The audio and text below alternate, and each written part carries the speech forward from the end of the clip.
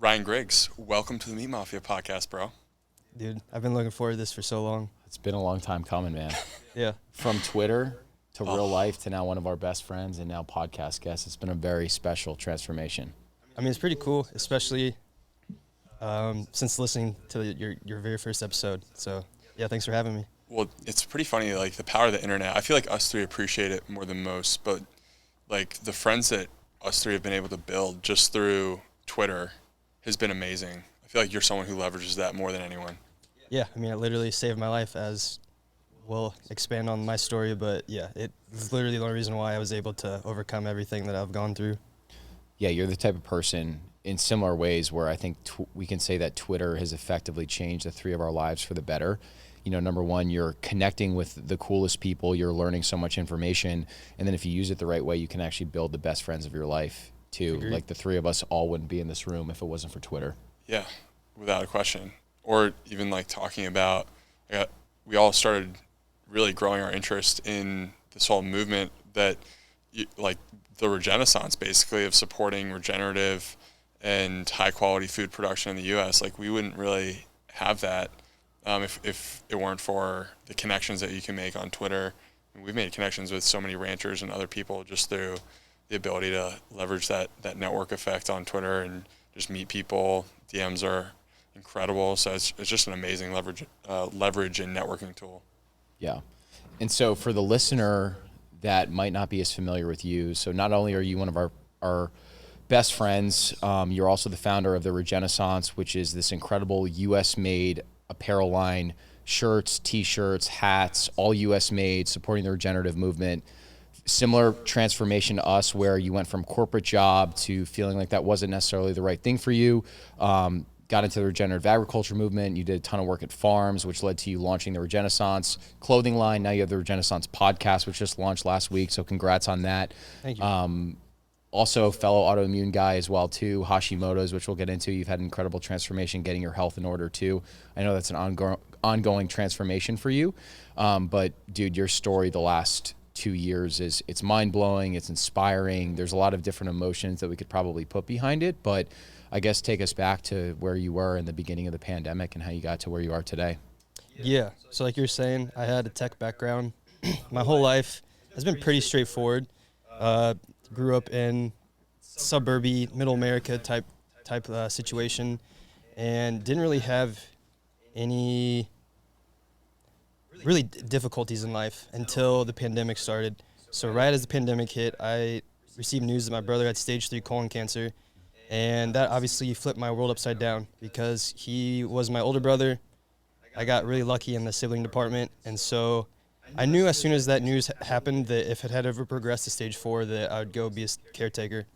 And so fast forward a little bit, even though it was only stage 3, I was not handling it well at all. And also the pandemic was happening, so we're all just essentially locked down. Fast forward to September of 2020, we received the news that it went in remission, which was amazing. Yeah, so I went back home to Indiana with my family, and my mom got balloons and cake, and we all just hung out, and he seemed pretty okay because how it was initially going, it's a 2-week period to where the first week he does chemo, he recovers, and then by the second week he was playing tennis and working out and whatnot, so he was seemingly doing fine. This is what I don't understand. This is one of the first examples of my story to where healthcare made me really think what the hell is going on with all of that, because not even 2 months later we find out that it had progressed to stage 4.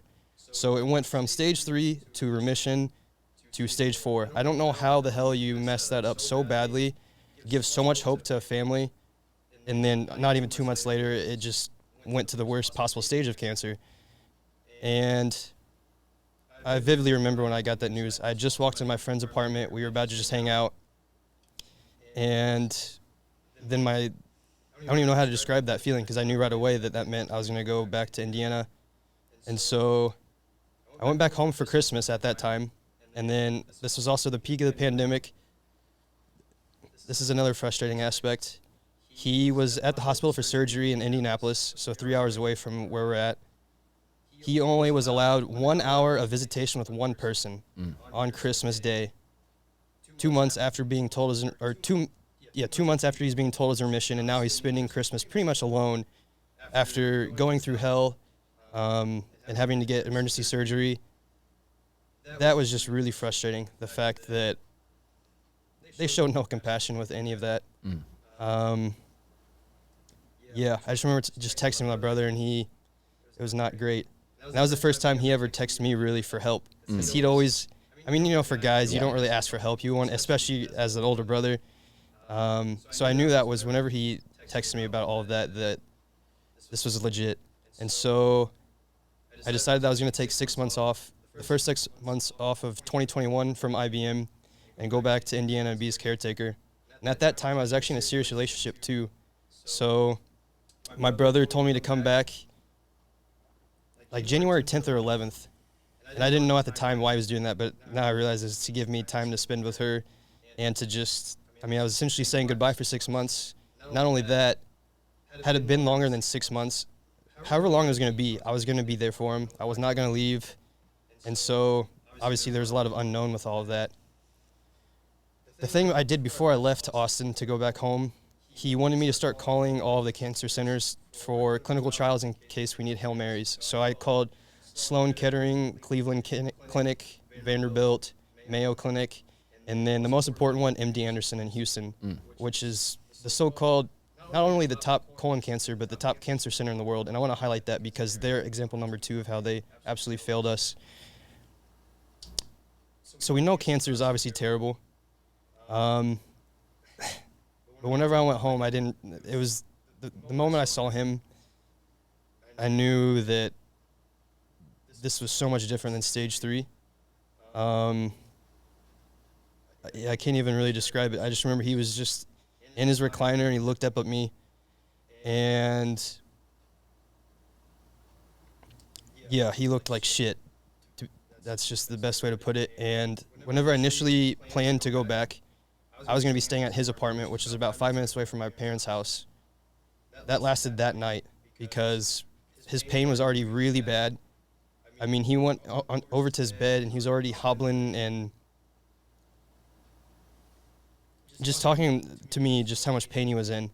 And he was on a lot of opioids. So he was taking, I'm trying to remember exactly. I can't even remember off the top of my head now. He was on some heavy opioids to obviously deal with the pain. And I remember I went back to my brother's apartment. I started drinking and smoking because I just didn't know what the hell to do with that. That, again, I had never experienced a lot of hardships growing up, so this just hit me like a wrecking ball. And I remember he texted me that night to come over because he needed help and didn't want to sleep alone. I was so messed up that I couldn't, and I didn't sleep at all at night because I felt so guilty about all that.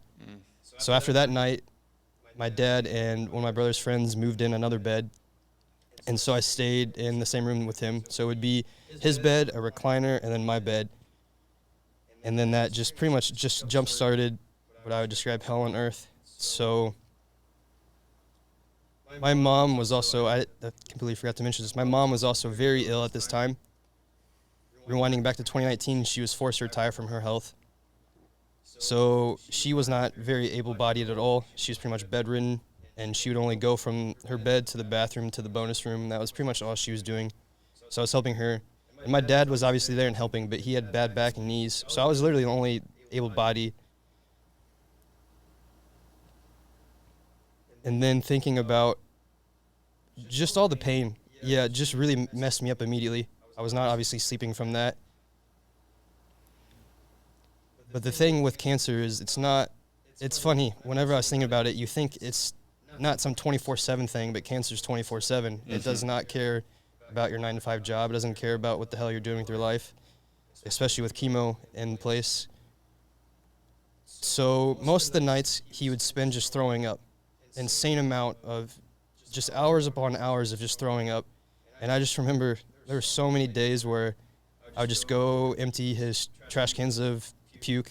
I'd go in the bonus room. My dad's just sitting there. We just look at each other. Don't say anything because we both know what's going on. So it was just crazy. His warrior mentality with all of this too, because he had constant nausea from whenever he woke up to whenever he goes to bed, even though he didn't really sleep. He had constant nausea. He was throwing up an insane amount. He was barely eating anything. And then he was just in so much pain, and he was so helpless. So the bed he was in, it was one of those adjustable ones, because he'd only be comfortable for about 10 minutes, and then he'd have to change positions and change the angles and all this jazz. And I would have to help him with everything, even something as simple as he's laying like this and his phone's right here. He would not be able to really get it, so I'd have to get him just even simple things like that. And so that was obviously really hard from the get-go, because this is my brother. He was the most important person in my life. I looked up to him, and he taught me a lot, so I wanted to make sure that as much as I could possibly do to help him, but that was the struggle with all of this, that I vividly remember him, again, just laying on his bed, just holding his back, and then just crying out to me. And then all I could do was just sit there and watch and hear my brother suffering.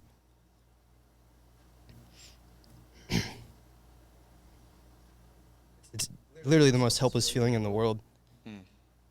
And it was like that 24/7, to where, again, I would try to help him, try to make him comfortable as possible, empty buckets and buckets and buckets of puke, get food, do anything, but it's still like I was doing nothing. So I'm trying to get my bearings straight on all this. So he's still doing chemo, and I would take him to the oncology center. He would have his appointments. He would do his chemo, which would absolutely destroy him, because then the effects of that was the reasoning. One of the biggest reasons why he was throwing up so much was just all the chemo, because that's just a lot of poison. And at the time, I just didn't know what to do. I didn't do any research on any other holistic ways, just because I was so numb and exhausted already trying to help him, that I was just doing whatever he would want me to do and just listening to the doctors and what they were saying. So it got to the point where I was just getting him food just to get calories. So I would just every day get whatever he wanted. So it was always just a lot of garbage junk, fast food stuff, but it was just high caloric food. But again, he was not digesting any of that. He was throwing it all up. And the cycle just kept repeating itself. And I just also remember going to oncology and talking to them. This is the tough part about healthcare, because it's just so complex. Because I know all three of us have a lot of critiques, and there's a lot to critique about the healthcare system. There's also a lot of incredible people that were part of this, including, I don't even know what the terminology would be. He would just be the one in charge of everything with our case. An amazing individual, but with the healthcare system, the only things that we're looking for was just some type of different chemo, whether it be Folfox or Fury or radiation, and those weren't working at all. And it was only getting worse and worse. So I know I'm kind of all over the place right now. While all this is going on, I'm still making these calls to these cancer centers, because it's kind of a long process. It's a slow process. And my brother's insurance wasn't covered to where you could just go around, but we were willing to self-pay, because obviously, again, this is literally life or death. I don't care how much money it takes. I will figure it out. I don't care how much debt I'll be. I will figure that out in the long run, because it's literally I get to spend hopefully 60 more years with him, or I don't. And so, I was just willing to do whatever it takes for that.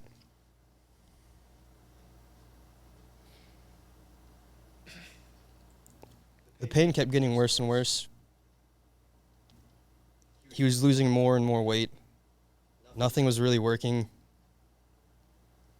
And then this is where MD Anderson kept coming into play.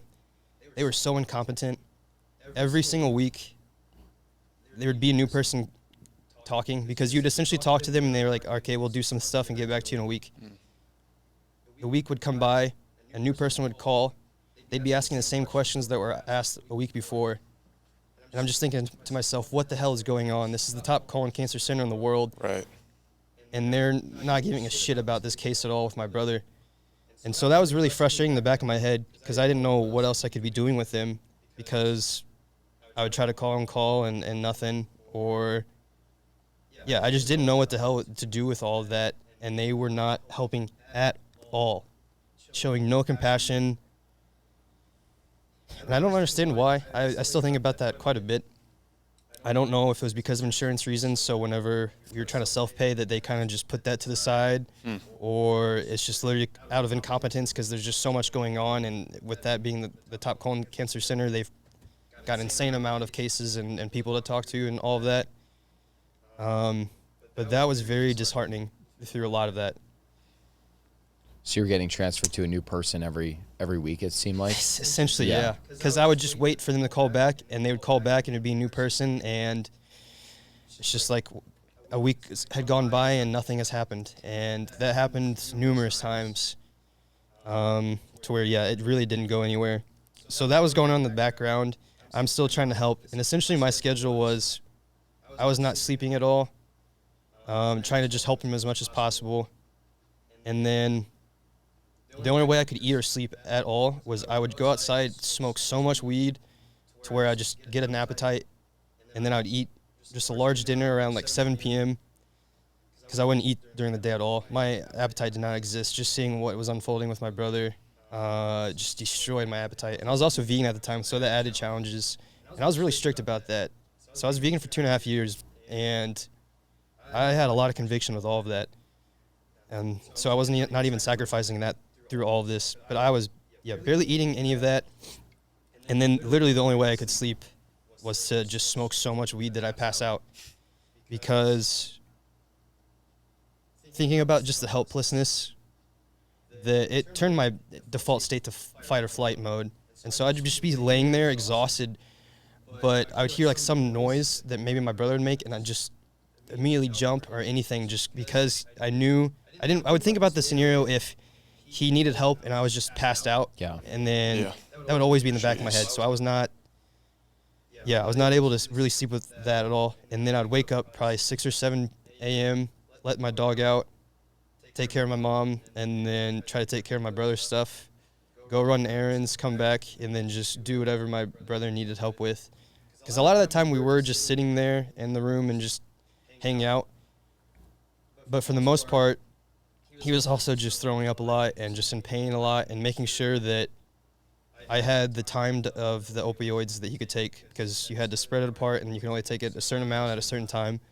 And so I just wanted to make sure he had that. I'm trying to think. So this is probably around March of 2021 now. Things are so much worse. There are so many different times in the back of my head to where thinking, all right, this is the end. He is coming to a close. But this goes to just his warrior mentality. He is the strongest mofo I've ever met and probably will ever meet. He handled having cancer and going through all that better than me. It was just insane. Because if you think about being nauseous, it's a shitty feeling. Yeah.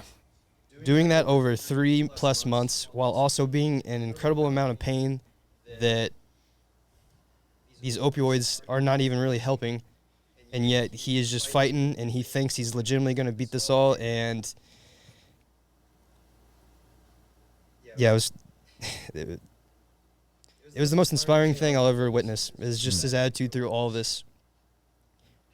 He kept losing weight, and the pain kept getting worse, and the vomiting kept getting worse, and the news kept getting worse from the oncology, because there's really nothing that's improving. Only things are getting worse. And so that was really, really hard to stay optimistic myself. I never externally showed that, but internally I'm just thinking he's definitely going to die. So trying to make the most of it and try to help him as much as I can. Because that was, out of everything, of this awful mess, the biggest blessing in disguise was the fact that I was with him again. We hadn't been like that since whenever he was in high school and I was in middle school. And I knew that this was a prime opportunity to just talk about everything under the sun. So the funny thing was, before finding out he had cancer, we were actually at the worst part of our relationship ever. I was not really talking to him. I was really mad at him, but it was funny. As soon as the cancer thing came up, that one pretty much out the door. Wow. And then we eventually, he brought it up, and we talked, and obviously set that to the side, and were able to overcome all that. So that was the one of the blessings was, we were able to talk about everything. And like, for example, I didn't know he wanted a tattoo. And so there's a lot of little things that I'm very appreciative of. But that also made it so much harder to watch everything. Because again, it kept getting worse. Seeing how it was affecting my dad and mom was killing me.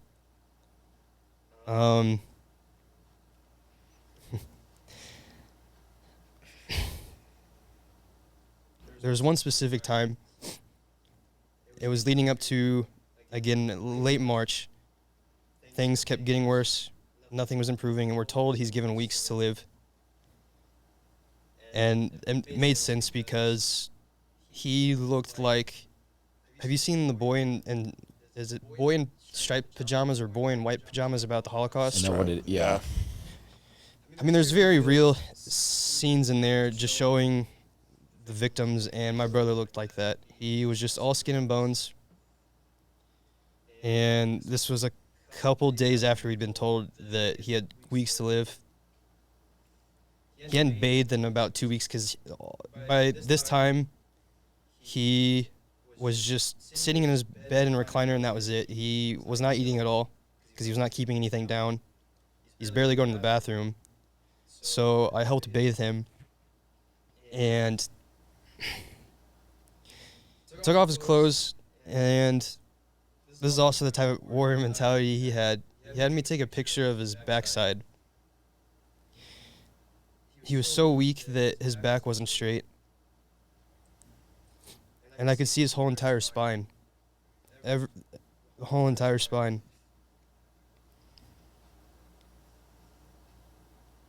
And then I helped bathe him as I was trying not to cry the whole time. Because my 32-year-old brother looked like a 90-year-old on his last legs.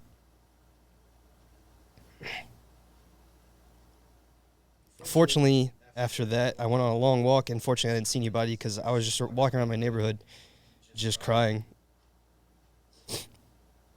And then my dad's just there, having to see all of us together, seeing his son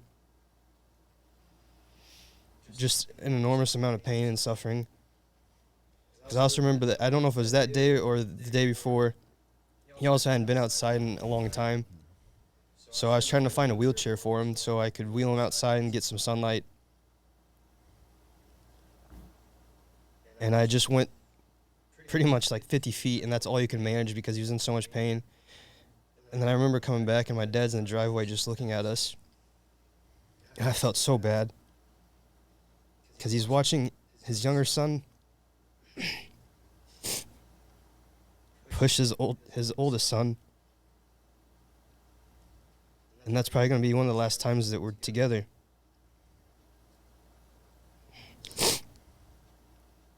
So that was all going on. And to all the listeners, that exact thing, everything that I'll keep sharing, that exact image will forever be ingrained in my brain. I don't have any physical scars, but my brain is chocked full of them from all this shit. I don't think about it a lot, but obviously whenever I have to recall it, that is just a very vivid image, and I don't wish that upon my worst enemy. And everything that I'm about, everything that I share on social media, everything that I do with Regenaissance is so no one ever has to experience that.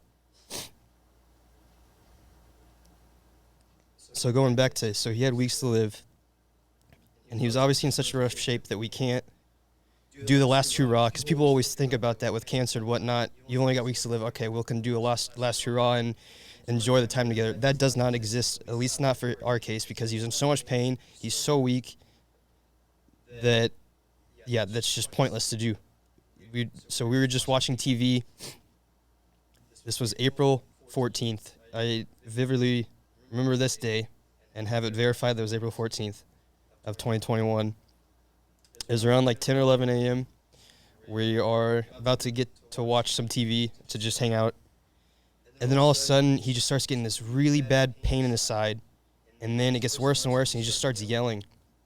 Not knowing what's going on, I call the oncology department to figure out what to do. And I forgot exactly what they said, but I hung up, went back in the room. He's just profusely sweating, and again, he's just saying like he felt like he's getting stabbed.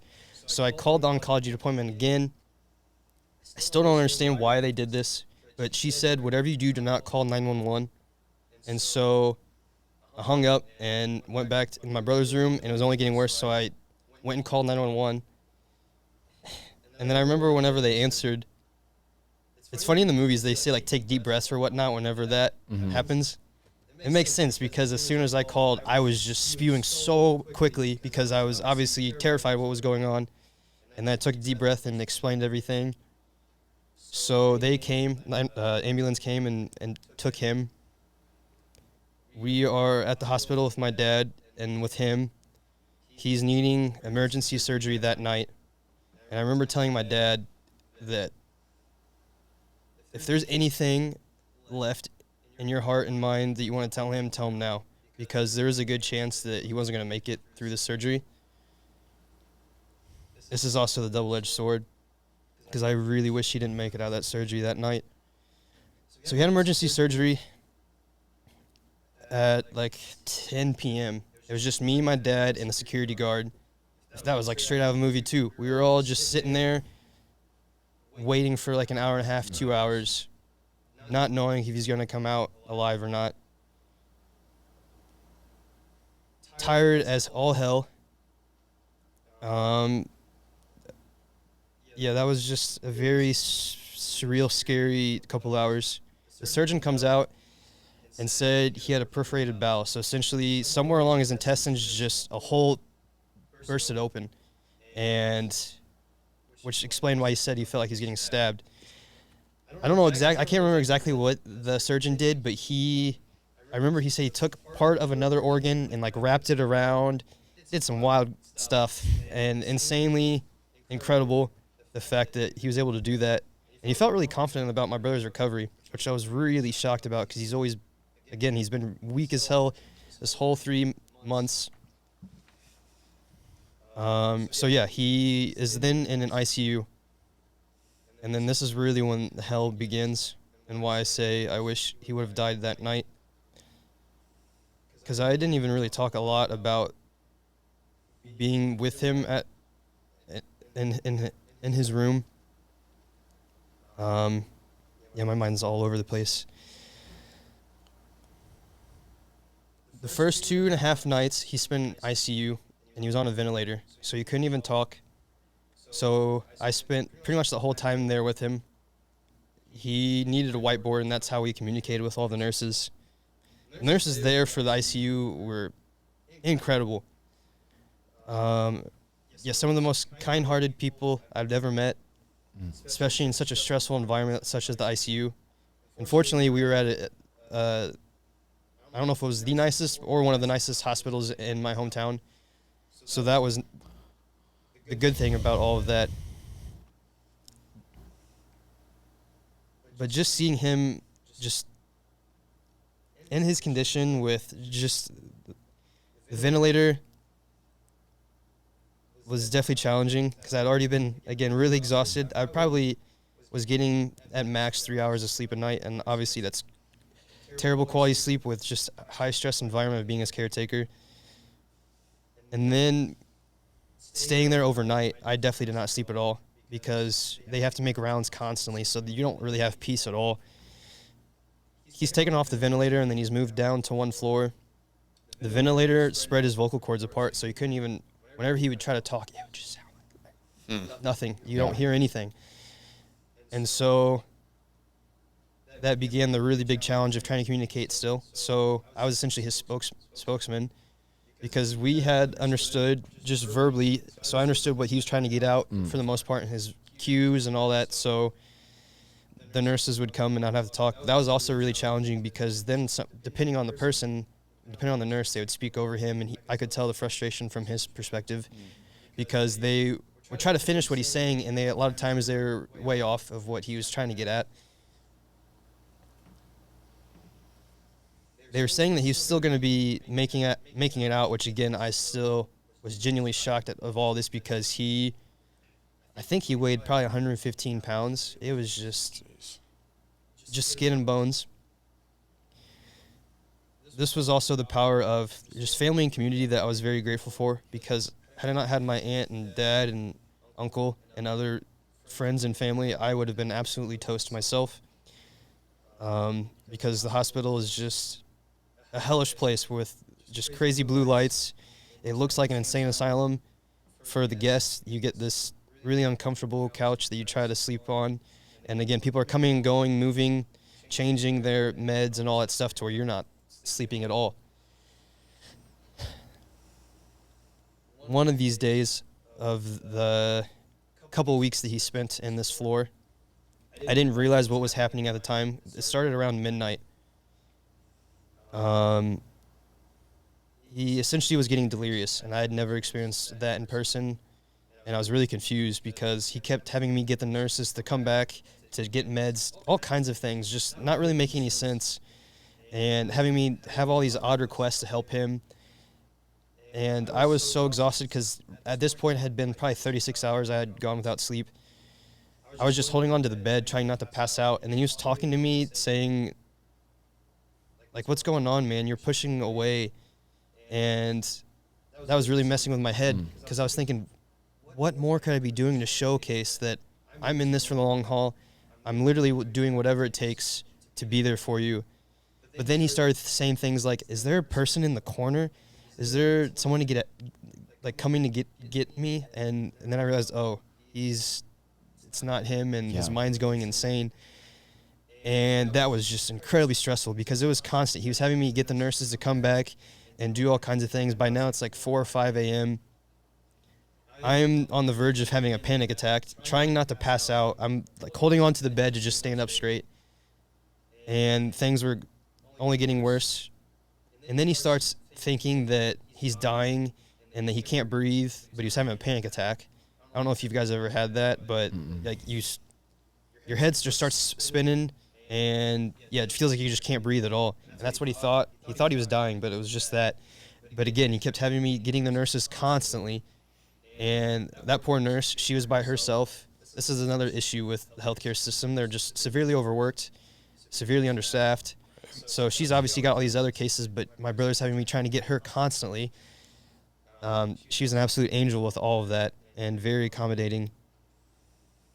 Fortunately, around 7 a.m., my aunt comes in to save me because I'm so drained.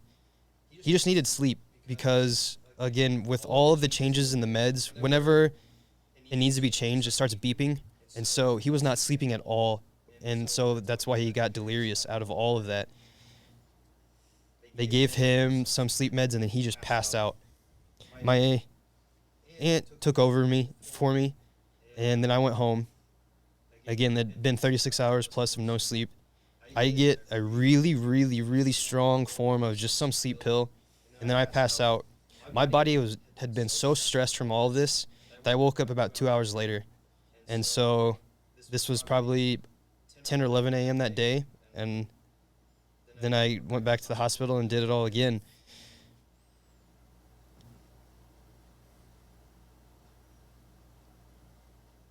Things at the hospital kept getting worse. His voice was not getting any better. He had speech therapy. He had therapy to try to walk. Nothing was really working with that either. There was at one point he's getting really bad jaundice, and I thought, okay, he's about to die because his skin, his eyes were turning color. But again, this mofo was just so damn strong that which is funny because our high school, our mascot was the Warriors. Yeah. So it came full circle. But yeah, that was just getting worse. And he wasn't really improving, but he's still staying alive. So he couldn't stay at this hospital, so he was transferred to a long-term facility, and there's only one in my hometown. And so after 2 weeks of that, he gets transferred. And then that's really when the hell begins, because this place was absolutely terrible. I remember as soon as we transferred him, the first nurse that was helping him was absolutely on some type of heroin or really strong drug. She was tweaking so hard. And I was like, great, okay, this is the reality of it, that he's not going to get this type of care that he had at the previous hospital. And not only that, the rules are way more strict with this. So you can only allow 2 visitors in total each day from 12 p.m. to 8 p.m. That's it. That's all you get.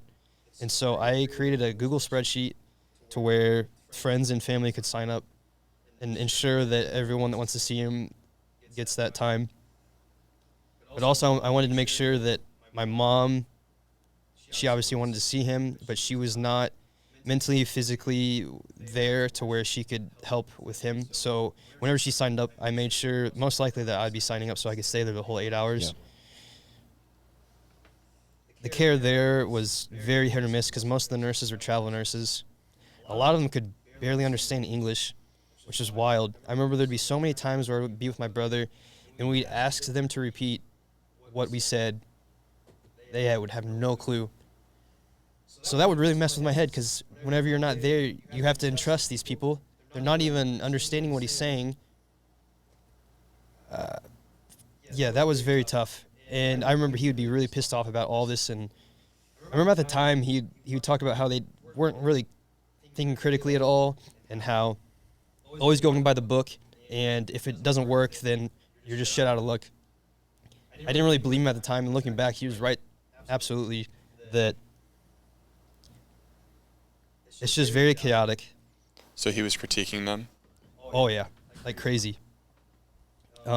Especially even in the previous hospital, he mentioned that, to where he didn't trust a lot of the nurses.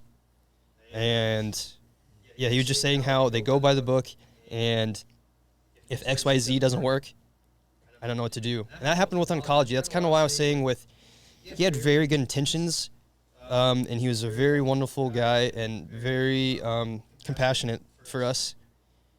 But he only went to what has worked in the past with my brother.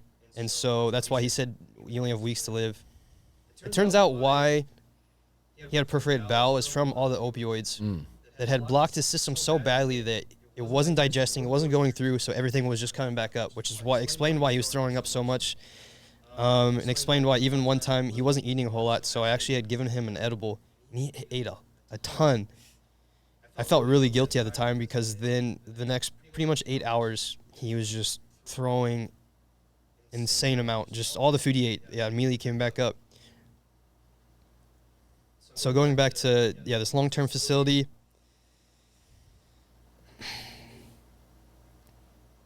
was really tough, because it started to break his warrior spirit. I could tell he was wearing thin, because he was not improving. His voice was not improving at all. He had to do therapy to try to move.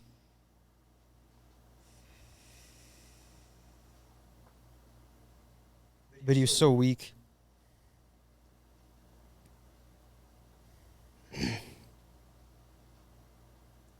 He was so weak.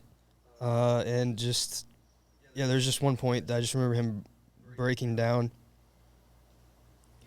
Because for 5.5 months, this dude is just fighting. And it's not working. And I truly believe everyone will have a breaking point at some point. And that was finally hitting him. That was the first time he showed it. Yeah. Well, actually, the second time, I completely forgot about this.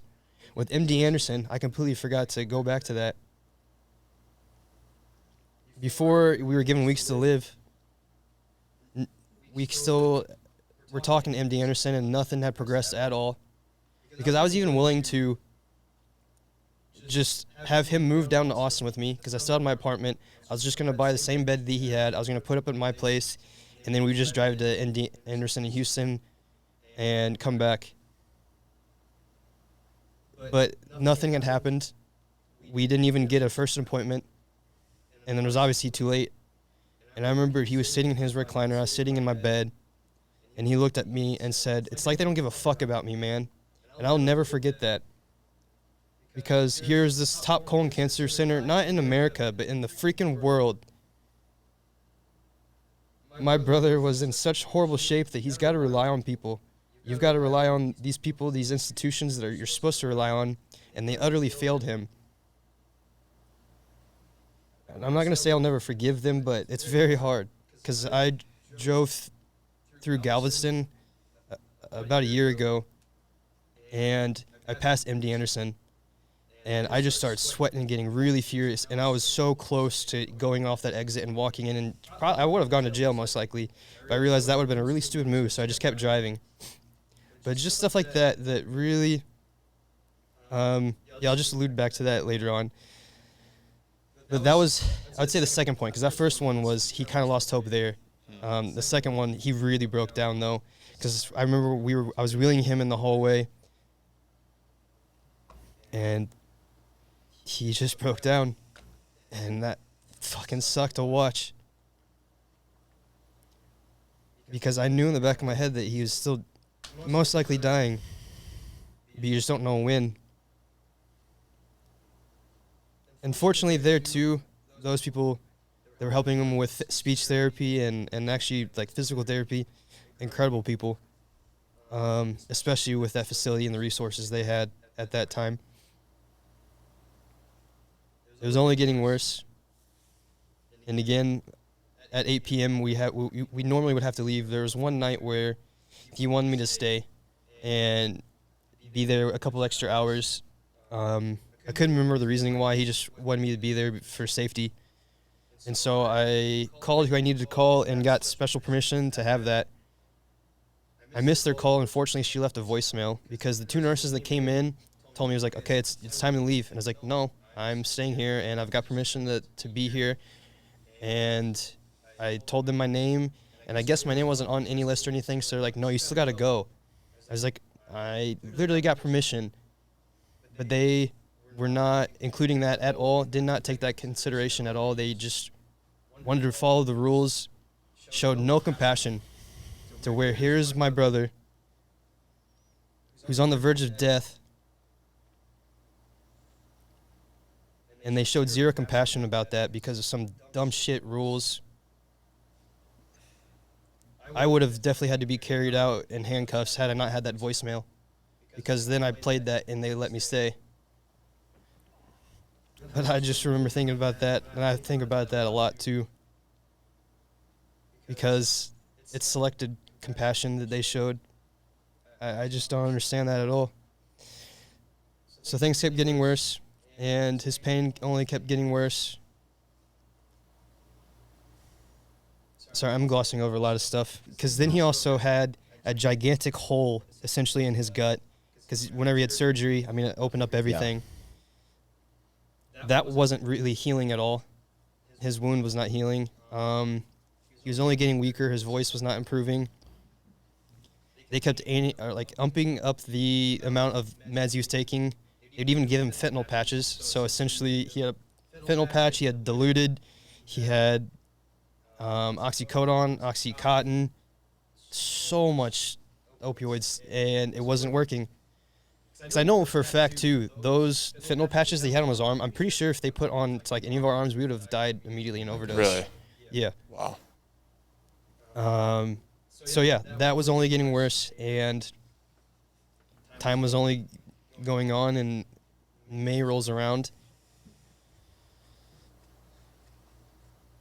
Or no, actually, sorry. This was all through May. June rolls around. This is early June. The pain kept getting worse, and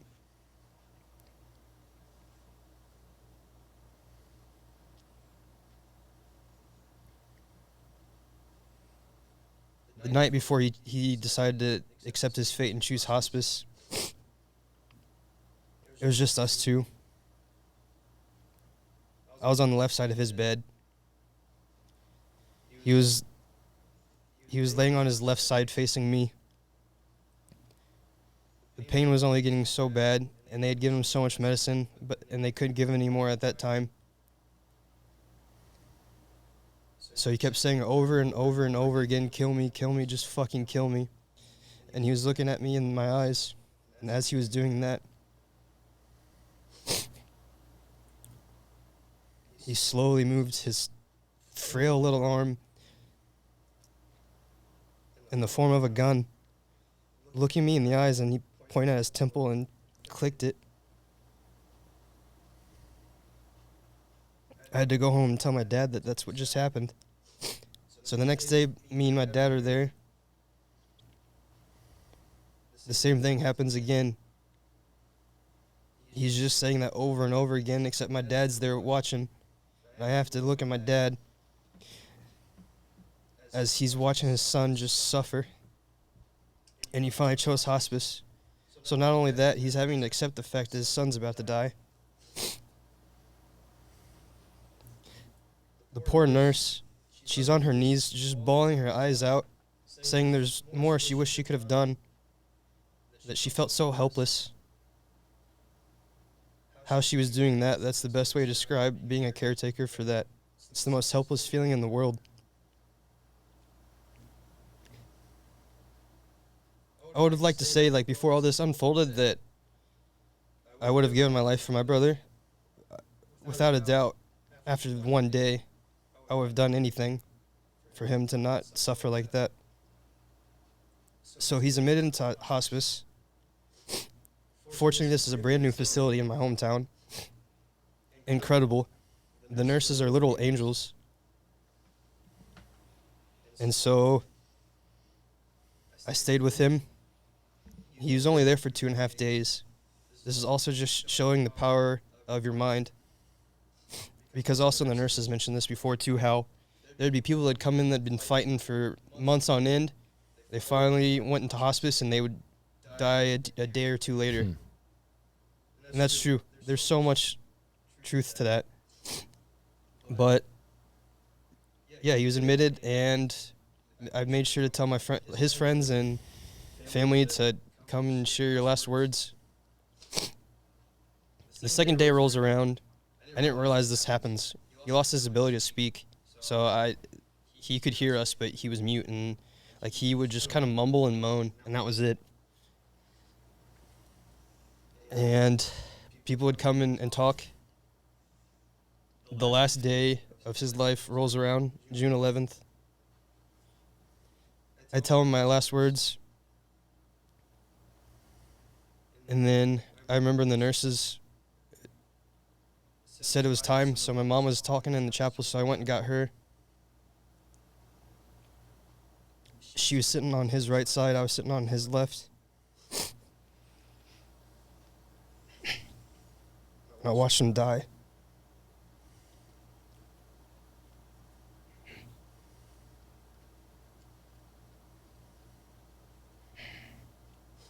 Three days before his 33rd birthday.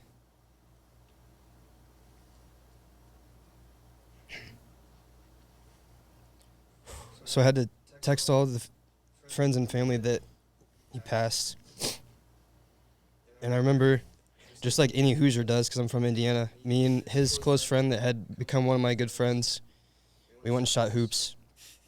And then after I destroyed him and Horse, I know he's going to listen to this, and he knows I destroyed him. We were sitting on the bench, and I just laid it out there because he had a brother that he actually had lost himself a year prior. So I was just like, what am I expecting for the funeral? And he said essentially, yeah, it was the worst day of my life. So the funeral comes around. It was obviously terrible. That was the last day I'd ever physically see him again. And I remember that night thinking, that's not even close to the worst day of my life, because that's just how awful cancer and chemo and all that is. It wouldn't even crack top 10 worst days of my life.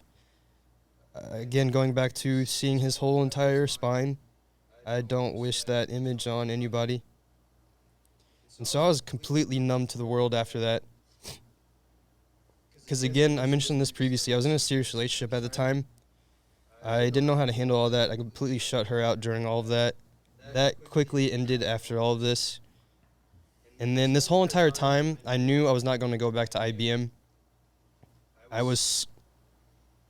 I liked the field of user experience research, which is what I did, but I did not care at all for business, B2B, enterprise, any of that just did not feel fulfilling. So I wanted to bet on myself, but also just because I was just so destroyed that I knew I could not function. Before I went back to Austin, I had to take my mom to her doctor, which is also a different hospital. And I remember it was just us two, and they started asking me a bunch of questions, and I had a full-blown panic attack because then it started having these images of going back to when I was with my brother in the oncology department, and then my head started spinning, and I had to go outside and sit down for a second. So that was just a side note of, I just remember thinking, just the constant fight or flight mode my body is in. So I go back to Austin. Not long after, I quit my job. So not only did I just go through all that with my brother, and then a serious relationship that I thought I was going to marry her, and then I quit my job. The foundation I had built, I think I was 27 at the time. So for the 27 years of this foundation, I realized that I had built it out of sand. So not only did the wave just come crashing down, but it just took me in the undertow. I remember shortly after going back to Austin, I had a friend, he had a birthday party, and it was just like a cookout at the Domain, so we're just hanging out. And I'm sitting there at the bench, there's probably 15 of us, and I barely talked. And I don't know if you know of the movies whenever like they're sitting there and there's just muffled sounds and just blurry people moving around. Yeah. It's exactly how it feels. To where I have no clue what people were saying. I'm just existing because I just am so numb to everything. So then this just essentially jumpstarts being a recluse months after. So late July, August, and September of 2021, I barely left my apartment. This is also where Twitter comes into play, because I know we talked about that at the beginning. Because I started using Twitter, surprisingly, because of my brother, because he was very anti-social media. I'd always been the more, I guess, outgoing using the social media, and I was wondering why he used Twitter, and he was a big Bitcoiner, and he would be following all these Bitcoin accounts and other, I guess, topics that he's interested in, and seeing all the engagement and learning, I realized, oh, that's an awesome tool. So I started following, again, Bitcoin, but nutrition, mindset, masculinity and femininity, business, fitness, money, all kinds of Twitter accounts, to where I was just consuming constantly. And I legitimately say I went to Twitter University for like 3 months, because I started realizing a lot. I was unlearning and learning a lot because I was vegan. I quickly stopped after coming back to Austin because of Twitter, realizing that I definitely need meat and animal protein. But my mind was so messed up that come 5 p.m. every single day, I would just smoke an insane amount of weed until I'd pass out until probably 5 or 6 a.m. I wouldn't go to sleep until then because I couldn't. I didn't want to think about going to sleep without weed because weed suppresses your dreams. I was not having dreams. I was having horrific nightmares. There's one specific one. My mom was the one growing up who always took pictures, so my house is filled with picture books. We were sitting at the dinner table, and it was just me and her flipping through picture book of my brother, and she's just weeping, saying, "My boy, my boy." And so I just woke up, just covered in sweat. My heart is racing, and that was consistently happening, so I just did not want to dream. I just wanted to pass out, wake up, and then just exist. And so that was going on for a while. But as this was still going on, I was still making some progress. It took me until this year to realize I was just relaying a new foundation, a foundation out of bricks this time. And so during the day, I would just get out of the house and start going to coffee shops just to get out of the house. And then that's when I started thinking about taking walks, because our side of Twitter talked about that a lot. And I would reflect about that, because at IBM, you're just inside all the time. I'd take some walks, but after work, I would just not care about that. I hike a lot, but not to this extent. So I'd just start taking a lot of walks and get that movement in. And then that snowballed into the appreciation just for the sun, because being a ginger and being, I was for the longest time scared of the sun with cancer, and so sunscreen was a big thing. But there's just the feeling of the sun and being outside, you just feel so much better. And so I was starting to get that side of things, and then coinciding or paired together with just all this learning I was doing with mindset and business and things, and I realized, okay, I can start figuring stuff out. I just got to keep going. So I was just trying different things of what I could be doing with my life. So I love electronic dance music. Absolutely obsessed with that. You do. And you love to dance. Best dancer we know. Yeah. And I like DJing and whatnot, and I made connections to where if I could showcase my skills, that I would be able to play shows in Austin that could snowball. But then I realized that lifestyle is horrendous, and that would just obviously worsen everything. So I stopped that and then tried things with Bitcoin, because there's so much opportunities with that. But that wasn't really sticking to where I wanted that as like my mission in life. So yeah, I was still trying all these different things. And then December 2021, I was following Zach Hummel and then one of his good friends, Joey Devlin. They do men's retreats. And so I was just like, what the hell, let's do that and see what that's about. So January, I did this first men's retreat with Joey, where we met in Arizona, and there's about 5 of us in total. And it was great. Just like-minded dudes who wanted to hang out and share their stories and what they want to do in life. And that was, I feel like that was the really good start to the year of 2022 of last year. Because then that's also when I found you guys. Mm-hmm. I found your story, the one of your thread with the picture of you running that Ironman. Yeah. This is what I love about Twitter so much, because there's so many people like you guys to where you've gone through hell yourself. XYZ, you tried and failed you, so you took it upon yourself to fix it, and you did, and now you just want to help others. And it's so inspiring, because, dude, I remember reading that for the first time. That inspired the hell out of me. And there's just so many other cases, and that's when I found other accounts like Solbra.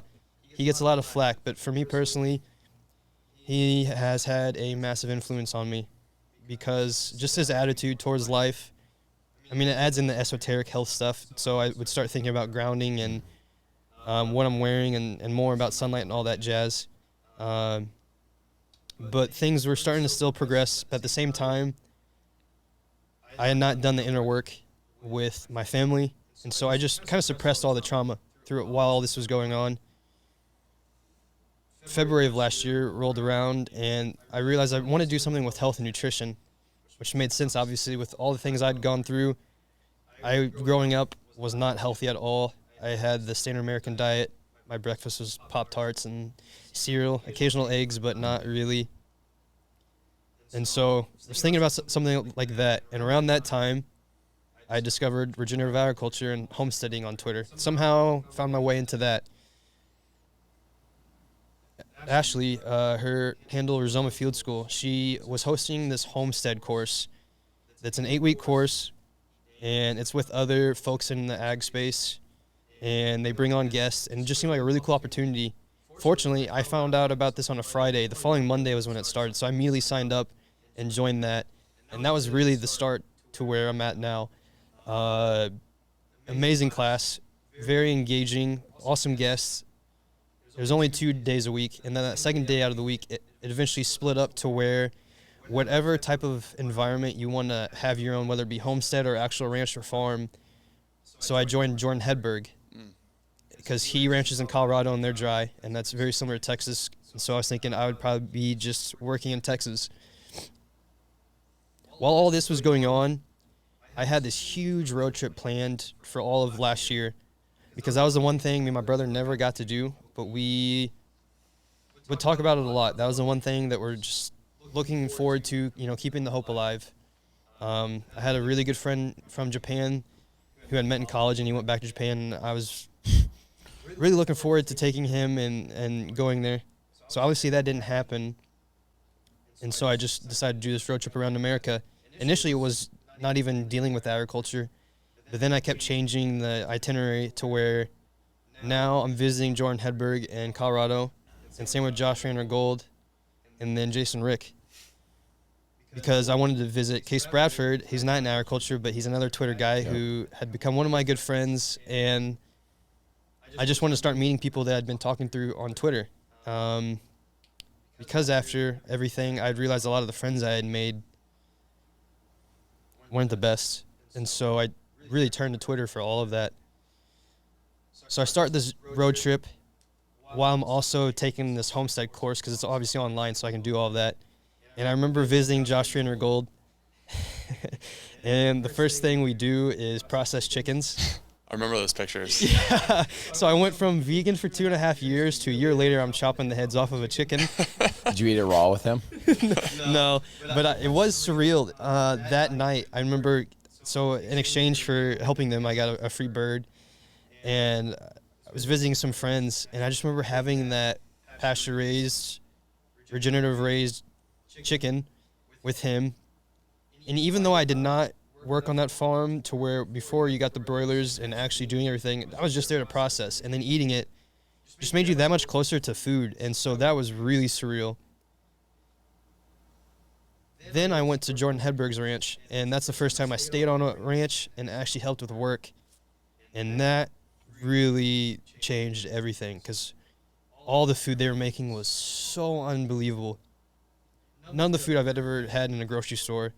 So much higher quality. The taste was unlike anything.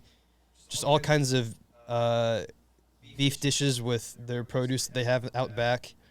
And I remember that first bite I took was the first time since I had started my journey of figuring out my life to where I was like, okay, this is where I want to be with agriculture. And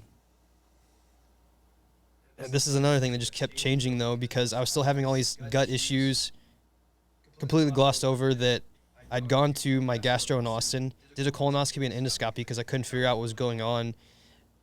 They gave me zero answers. All they told me was I had an over-acidic stomach. It turned out I had low acid. So that explained all of the bloating and belching. I would take one bite and I'd feel like an Oompa Loompa and just have to just burp for the next 10 hours. From that food I was eating at Jordan's ranch, it was just really high fatty quality cuts. I mean, it was good quality, but it just wreaked havoc on my gut, because after that, my plan was to head to Jason Rick's ranch. About an hour into that drive, I just had really bad gut issues to where, looking back, it was bile issues. But that freaked me out so badly, and it made me still realize I was in that fight or flight mode. That's such a tongue twister. I drove all the way back to Austin straight, which is 14 or 15 hours. That's how bad I panicked. I remember sitting in my couch that night, looking up the ceiling, thinking, what the hell did I just do? I thought I was getting better, but there's just crazy setback. And so I thought to myself, okay, I'm here now. I just got to take action and figure things out. So I signed up for the Beef Initiative. Mm-hmm. So I told Brett beforehand, like, that's when I met you. Yes. Had it not been for that, I wouldn't have met you then. Mm-hmm. And then that's whenever I logged on to WOOF. So that's an acronym, WWOOF, Worldwide Opportunities on Organic Farms. And essentially it's a global organization. It's great. It's opportunities to work on farms and ranches. In exchange for your labor, you get housing and food covered. And so I started applying, and before I kept going back to this road trip, I had this farm lined up in Pennsylvania for 2.5 months, the last 2.5 months of 2022. And then I applied to other ones, like a bison ranch, because through all this too, I became just enthralled with bison thanks to Force of Nature meats that I just randomly saw at Whole Foods, and that got me down the path of bison. And long term, while all this was going on, I thought, okay, I want to do a bison ranch. So I head back on the road, and that's when I meet you guys. And then also, while all this was going on with the gut issues, I was still absolutely exhausted, because I also remember sitting down with you two and Jake from Jake Steaks, and I would want to talk, but I was just so exhausted that I'm just sitting there just existing. And again, none of the doctors were going on, but I was here nor there, and I just kept trying to fight it because I thought that I'd eventually figure it out. So I kept on this road trip and met Case in L.A., and that was awesome. I remember you guys linking up. I remember seeing pictures and stuff like that. You do some bar workouts with it, or the The Venice Beach workouts? Yeah. Oh, yeah. He's an incredible guy. Yeah, and so that was great, too, because now that made me realize, that made me even more proactive than I already was on Twitter, because I realized that was just second nature to me, is just reaching out to people wanting to talk and get to know them. Because then, as I continued back to Texas before I had to go to this farm and start my new journey, I met with Michael Amons and others in Arizona. And, yeah, the whole road trip was really good. I know part of it definitely was the escape just from my life and to not really think about really anything. But at the same time, it was just so beautiful exploring America. It made me very patriotic and grateful that I'm born in this country. All of the locals I meet were, for the more or less, were great people, and just, I don't know, it made me, there's not a whole lot of differences. It's just what social media and online portrays, which is always funny about all of that.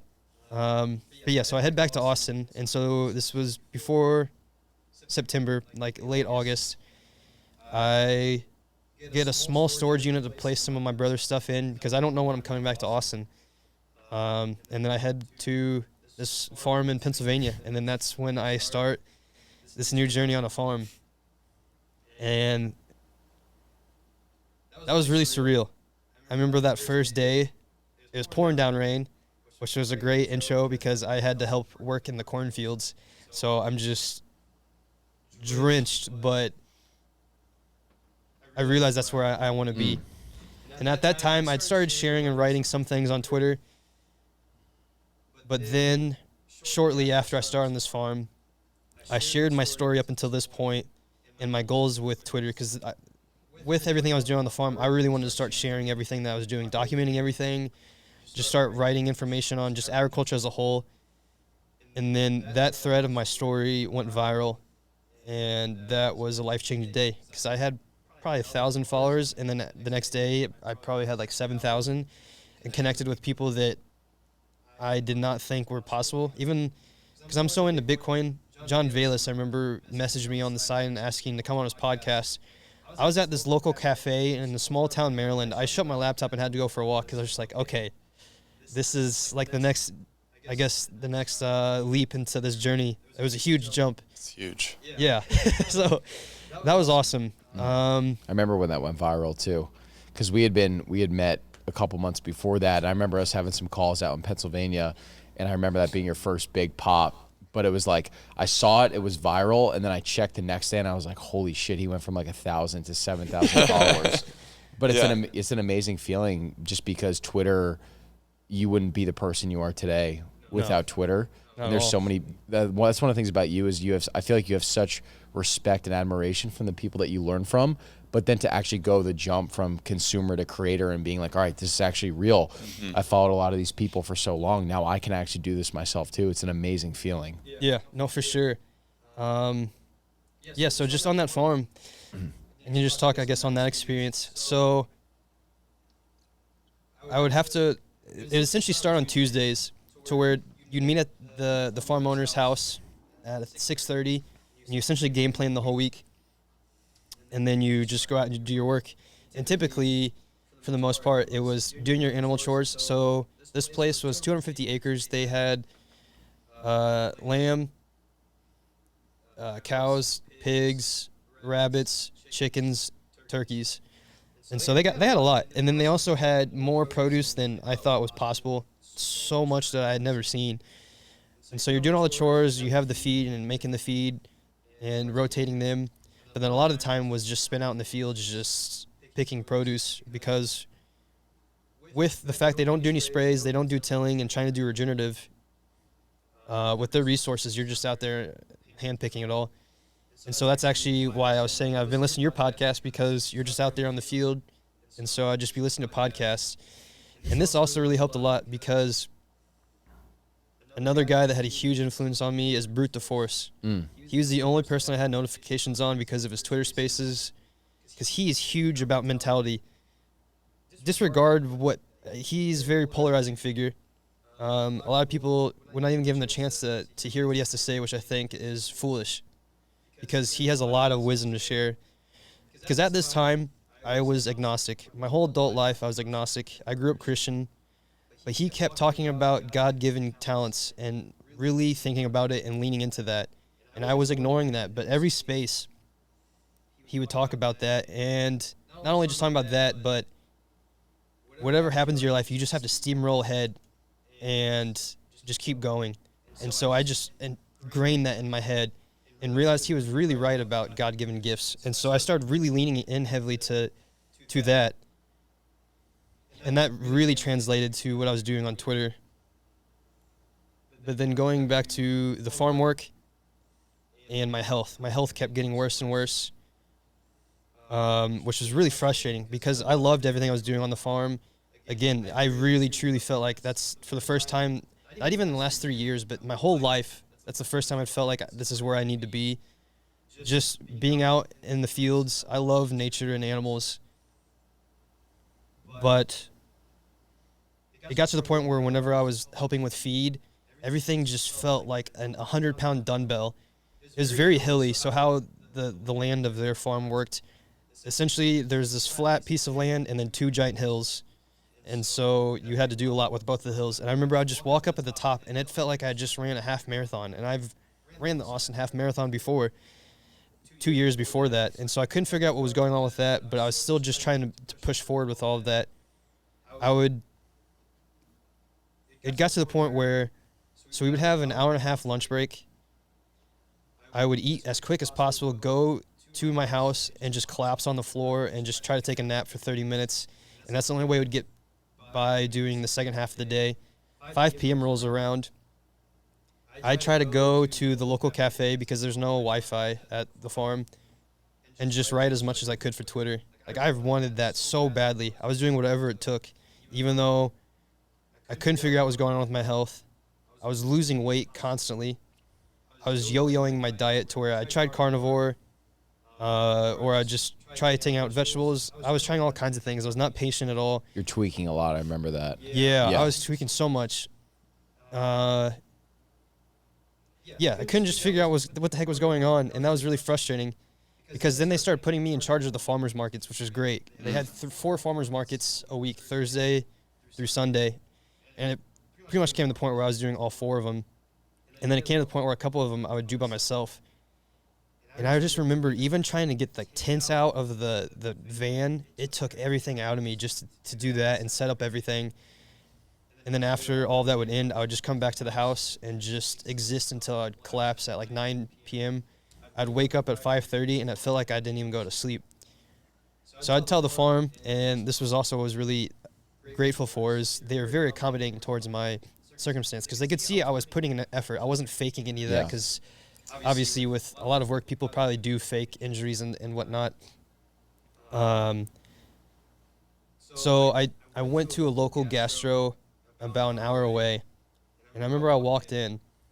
The first thing I told them was, don't prescribe me antacids. The lady jokingly checks off a box of the paper and says, well, there goes my first line of defense. And I was like, okay, well, that's like example number 100 of just healthcare just destroying my family. They were completely wrong. They prescribed me some other drug that had nothing to do with what I was doing. I never took it, nor did I ever even get it. So I went to YouTube, and that's what I would start doing on my own time. I would just go back to the house after working on the farm and just look on my phone with YouTube. I convinced myself that I had SIBO, small intestinal bacterial overgrowth. That's crazy bad too. Just wreaks havoc on your gut. But I had all of the symptoms that they have for SIBO, so I really thought I had that. I started taking these essential supplements, and then I found a guy that had gone through SIBO himself, hired him independently. He helped somewhat, and I was fortunately able to get a SIBO test because you have to get that through essentially your doctor. And this is another thing. I called back that same gastro, told them that I think I have SIBO. They asked did I take those meds, and I said no. And they said, well, you've got to take that or come back for another appointment before I can prescribe you a SIBO test or any of that. So I was like, nope, screw that. And then I got a SIBO test from this independent guy. It came back negative, so obviously frustrating, but at the positive side, at least I don't have SIBO because that's a very serious ailment. Still don't know what's going on. I even do a Reiki session, which I had no idea what that was at the time. What is that? Breath work? I think it's Eastern philosophy. It's like a different type of yoga. See, I don't even know how I would describe it. Like, it's like in the world of yoga and like meditation. Yeah. But I've heard people say it before. yeah. So this is also another cool thing.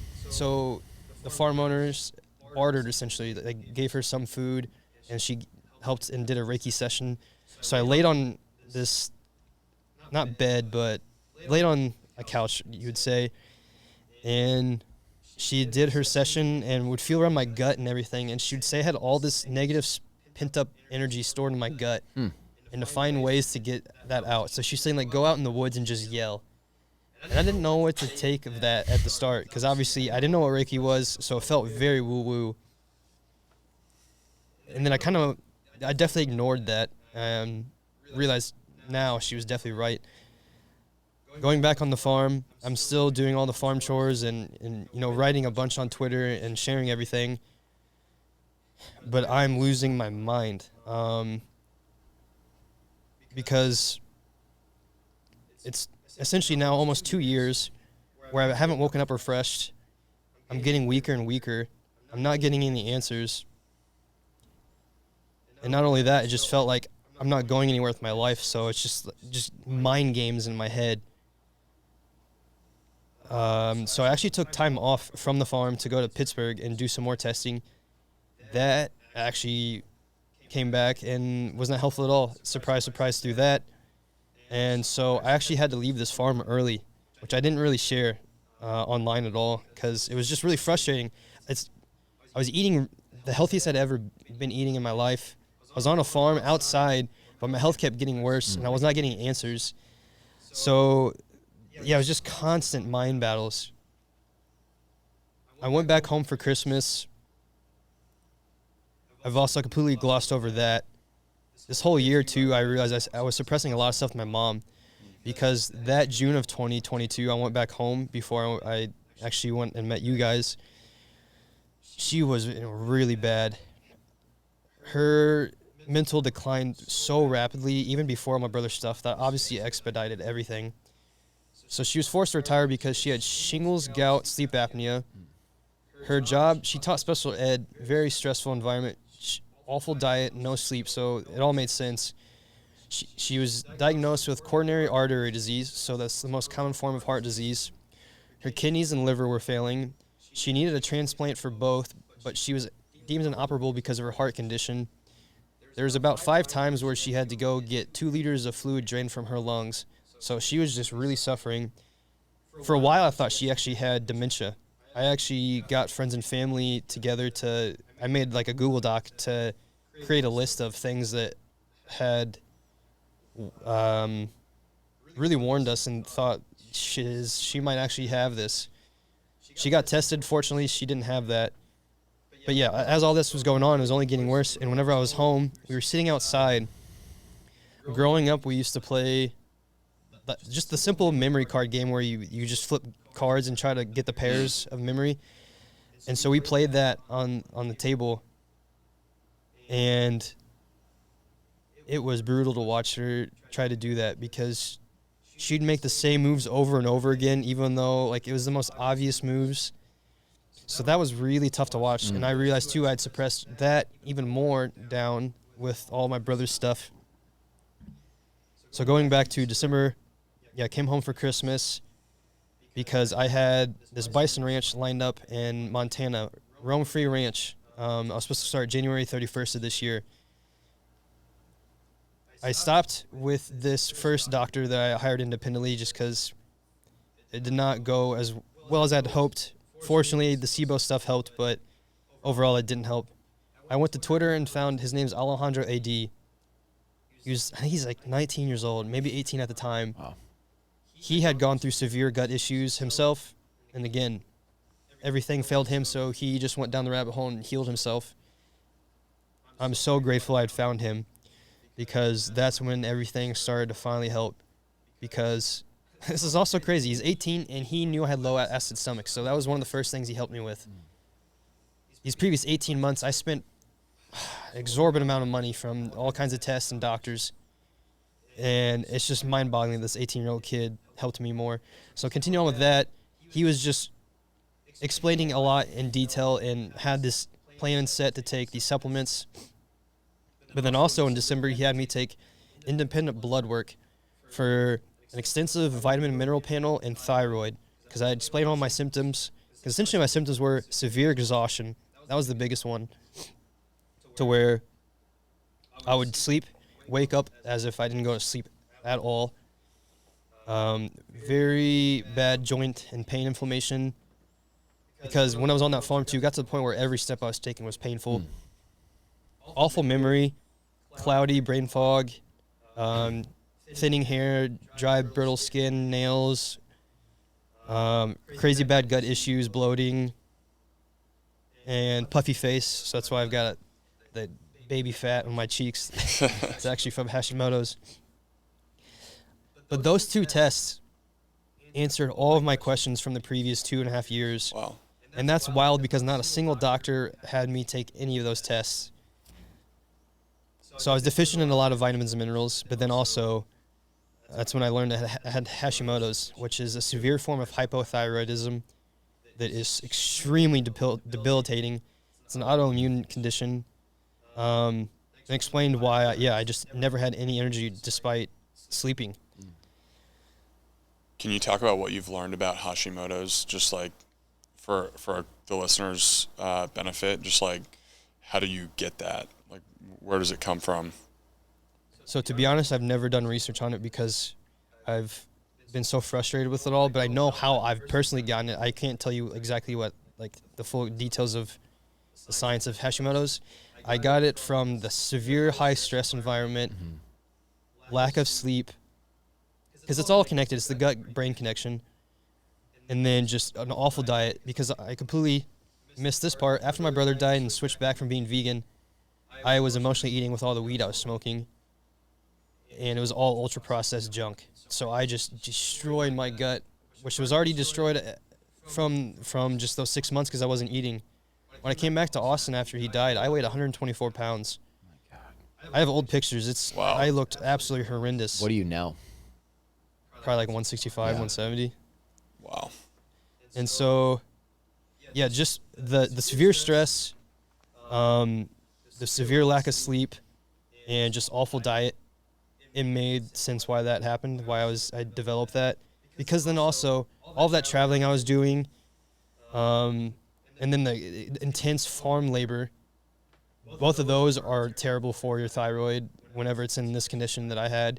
So everything I was doing was absolutely destroying me. But fortunately, it was also helping from a mental standpoint. January rolls around, and I leave my home because I'm just going back not going back. I'm starting the, I guess, technically next part of the road trip, going to Montana. But first, I stopped in Colorado and Utah because I went to the National Bison Conference with Tristan Scott, Bitcoin and Beef, and then went with him to Salt Lake City. And there, I started taking this thiamine supplement because that was one of the vitamins I was deficient in. I think my gut was in just severe dysbiosis, that I had a severe reaction to that, because the week before I started on this ranch, I was in Boise, Idaho, just for a week for myself, and there's actually another Twitter mutual that I was going to meet up, but I just wanted to explore the area.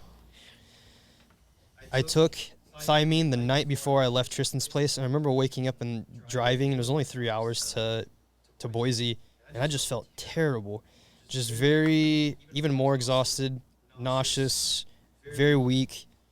And then Boise was obviously cold at the time because it was in January, and so I was getting really bad cold chills.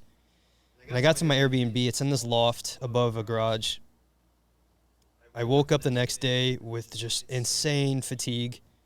I remember going to Whole Foods and trying to tie my shoe down, and just severe pain in my upper abdomen, not knowing what was going on. I went back to my Airbnb, and things really started getting worse. So it was between a cold chills and fever, and then just crazy upper abdominal, but also lower abdominal, just gas noises and pain. And this was another mental battle because I was starting to have to adjust on my bed to get comfortable. and it was deja vu, like with my brother's situation, because he'd have to get comfortable moving his positions of his legs and all this. He would be having gut issues and all that. And I was thinking to myself, I've had 2 colonoscopies last year. I didn't even have a single polyp, yet alone cancer. And so, yeah, that was messing with my mind. But I'd still take this thiamine supplement. In the back of my head, I thought this was what was causing it, but I just kept taking it. Wednesday rolled around. So from this Wednesday to Friday, I went to the bathroom 80 to 90 times, and it was all bloody. And then that was just on top of this severe pain, the most pain I've ever felt. I was just thinking, what the hell is going on? Really trying not to panic about that. So Friday night rolls around. I think to myself, obviously this is way too serious for urgent care. So my only option is the ER. So I was like, okay, and the next morning I'm just going to go to the ER. Saturday morning, it's around 6:30. I had to head straight to the bathroom. And the only way I've been able to sleep for the last 2 years is with wired headphones with rain sounds. And so I still had that in my ears. And I was sitting there. I started profusely sweating. And at first I thought, it's that feeling when you're about to throw up. Because then I was also kind of nauseous. But then my hearing started getting really muffled, and like the rain sounds were getting more and more distant. And then my eyes were closing, and I realized, oh shit, I am passing out right now. So I got up immediately and went to the bed. It was happening so fast, but in my head, I was thinking slowly, I don't know what's going on. I mean, I just had all this bloody mess. Is one of my organs failing, and that's why I'm passing out. I'm not supposed to check out until noon the next day.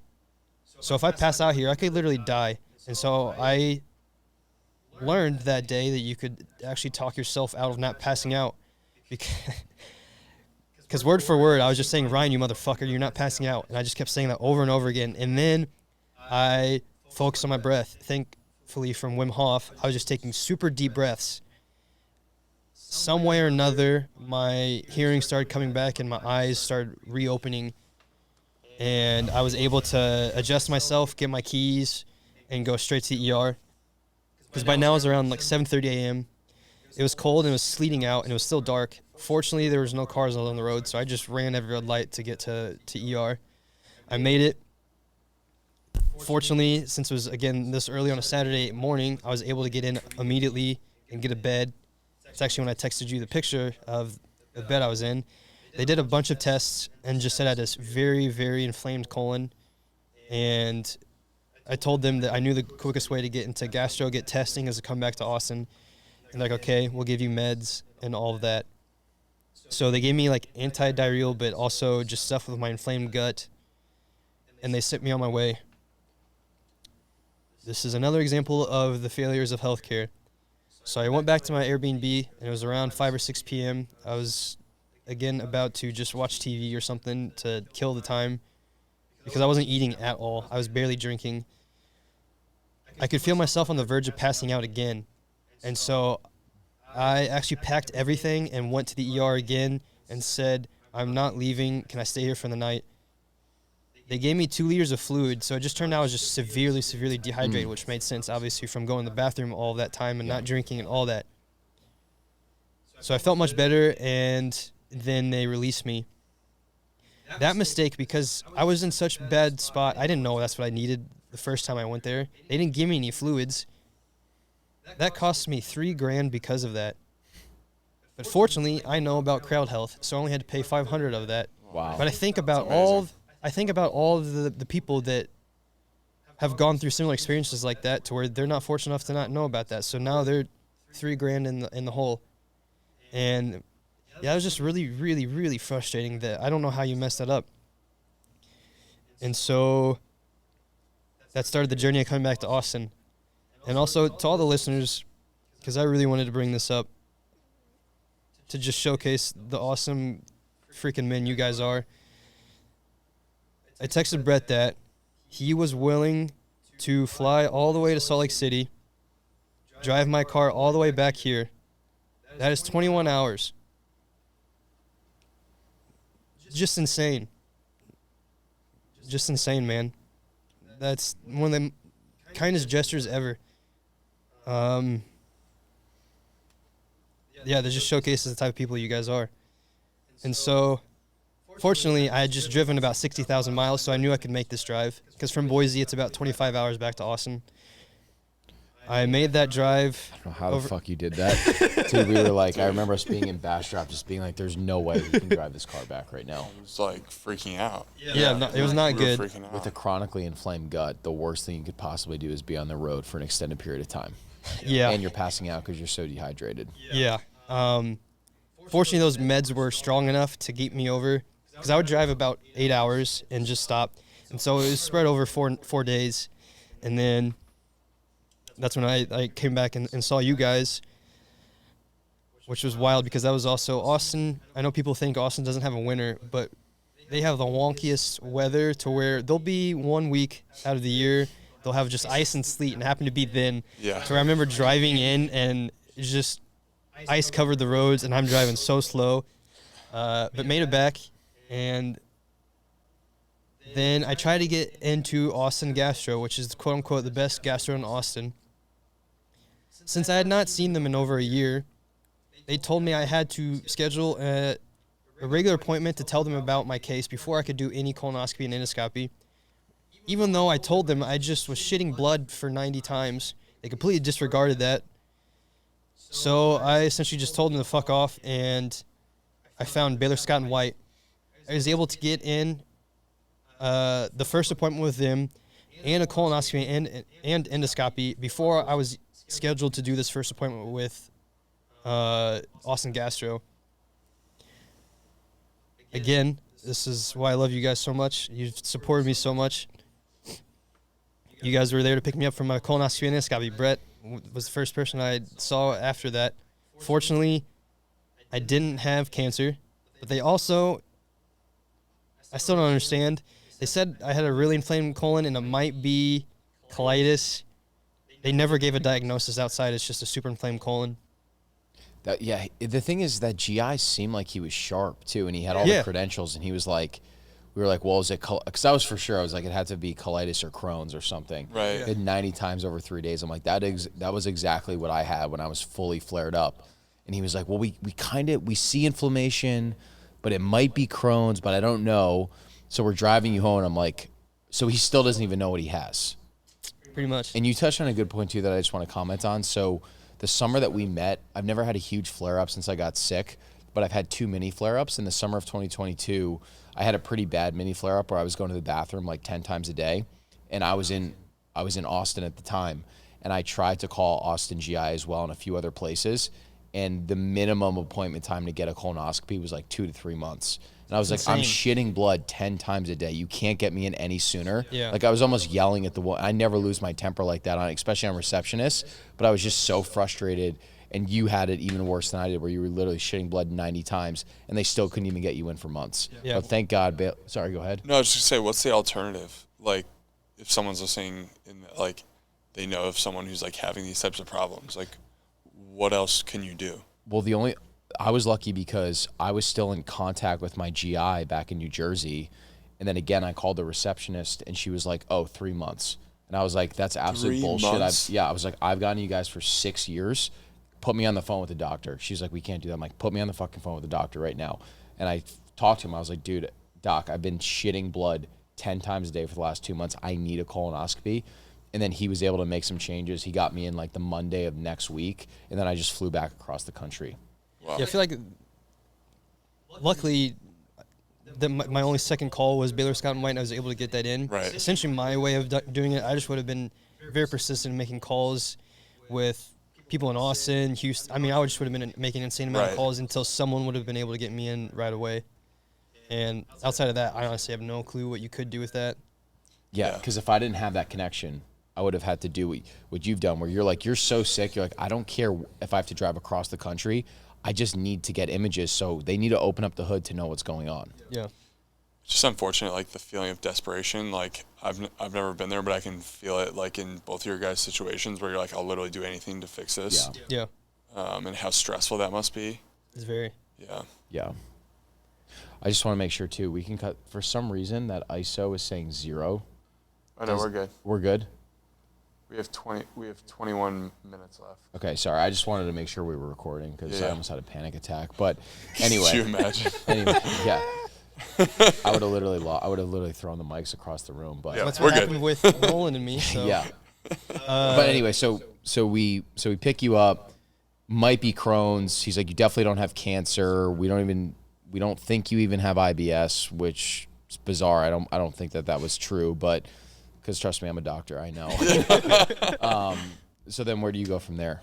Yeah, so I had an Airbnb because I had this thinking of, it was really frustrating too. I was at a very low point mentally again because I had all these plans with Twitter. I bought a GoPro. I was starting a Substack because I had this ranch lineup in Rome Free Ranch, and then I was actually going to travel the world and work on farms because with wolfing being global, I was able to use that, but then also I was utilizing Twitter and talking with farmers. I wanted to go to northern Iraq and Africa, and I was meeting people through that.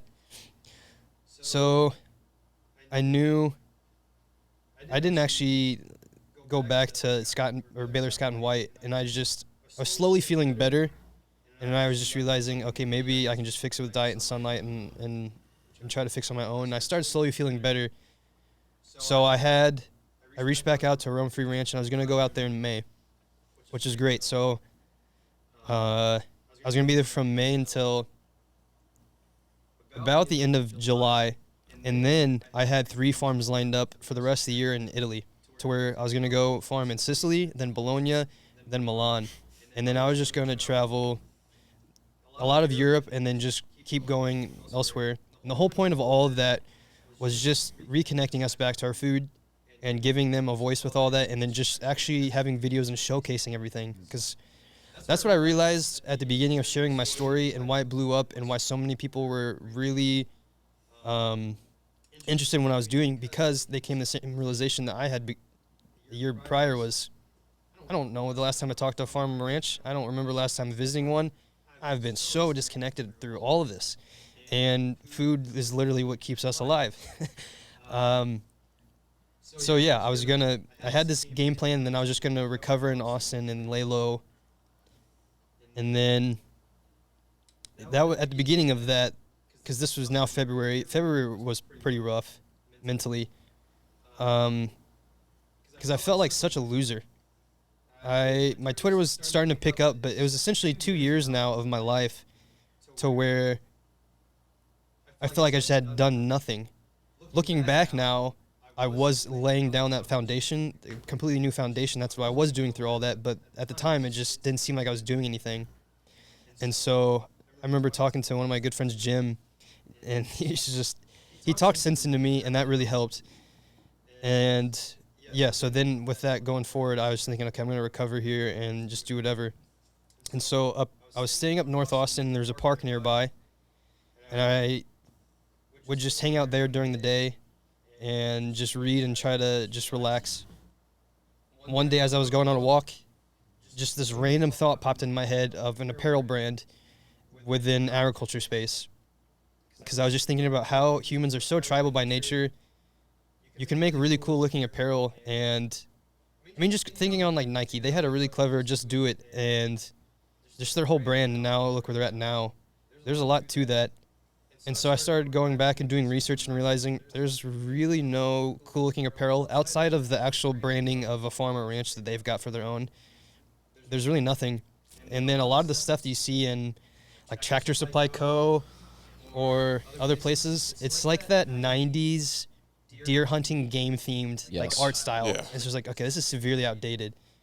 And so I just went to Canva, made some mock-ups of what I wanted to do, because I didn't have Regenaissance name at the start. That came later. I'd had the idea, and I just quickly made these mock-ups. But then I remembered that Case Bradford, my good friend from LA, we were actually going to start a podcast together a year ago called the Regenaissance Podcast, because I was really interested in regenerative agriculture, but he has his holistic health side. And so we were going to combine that and call it the Regenaissance Podcast. And then it just like clicked for me. I was like, oh, this is definitely it.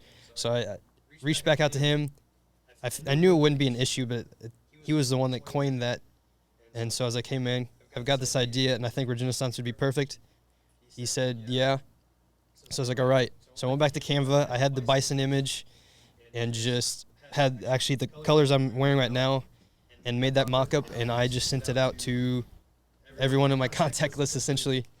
And I just remember not a single person disliked it, and I know they would have been honest with me. So they saw the direction I was headed with it, and obviously my backstory and mission with it all. And so I knew I had something there to this, to where Regenaissance, it takes two words, regenerative and renaissance. So regenerative agriculture, which is becoming a much bigger thing, but also our bodies are so resilient and are able to regenerate itself. Renaissance.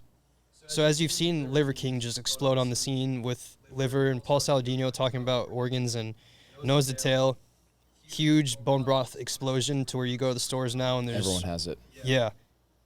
I think we're in a new Renaissance era of just the food, but then also from an agriculture standpoint, especially with bison, because I was very intentional about the bison because they were a huge backbone to building our agriculture infrastructure, what you would call, or what you would want to call that, whatever, in America in the Great Plains days, to where we had millions roaming around. You could hear them running around from a mile away. You could go on a train in certain areas and point a gun somewhere, and if you shoot, you're most likely going to hit a bison.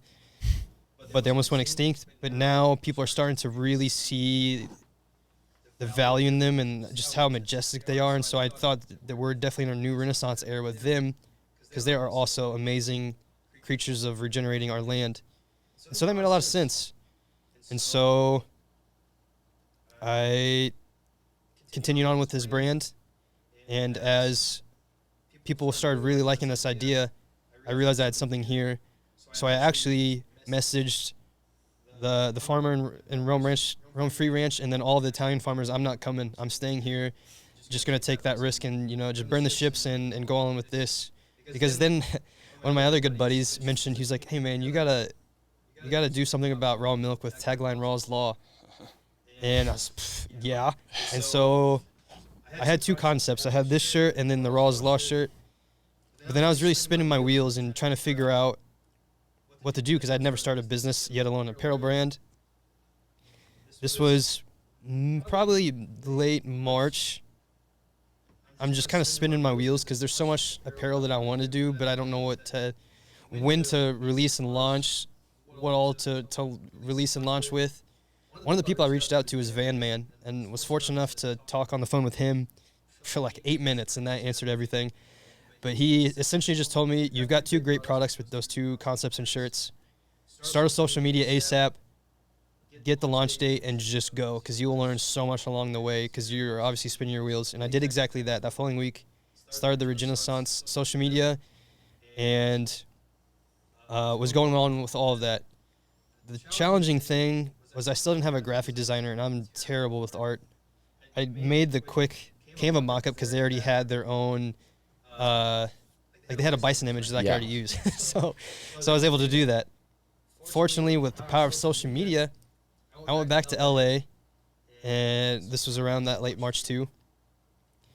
I had met this girl through Instagram. She was in regenerative agriculture, and so we met up, and I was telling her my story and how I was looking for a graphic designer. She was like, hey, I've actually got a brother who's really good at graphic design, and he is also interested in that space. Let me connect you to. And sure enough, he was the one that became my graphic designer, made awesome mock-ups for Regenaissance and Raw's Law, and that really helped a ton expedite the process, along with finding Farm Fresh, because this made me start to learn about the apparel industry and how messed up it is. It makes sense whenever we started outsourcing everything to Asia for cheap labor.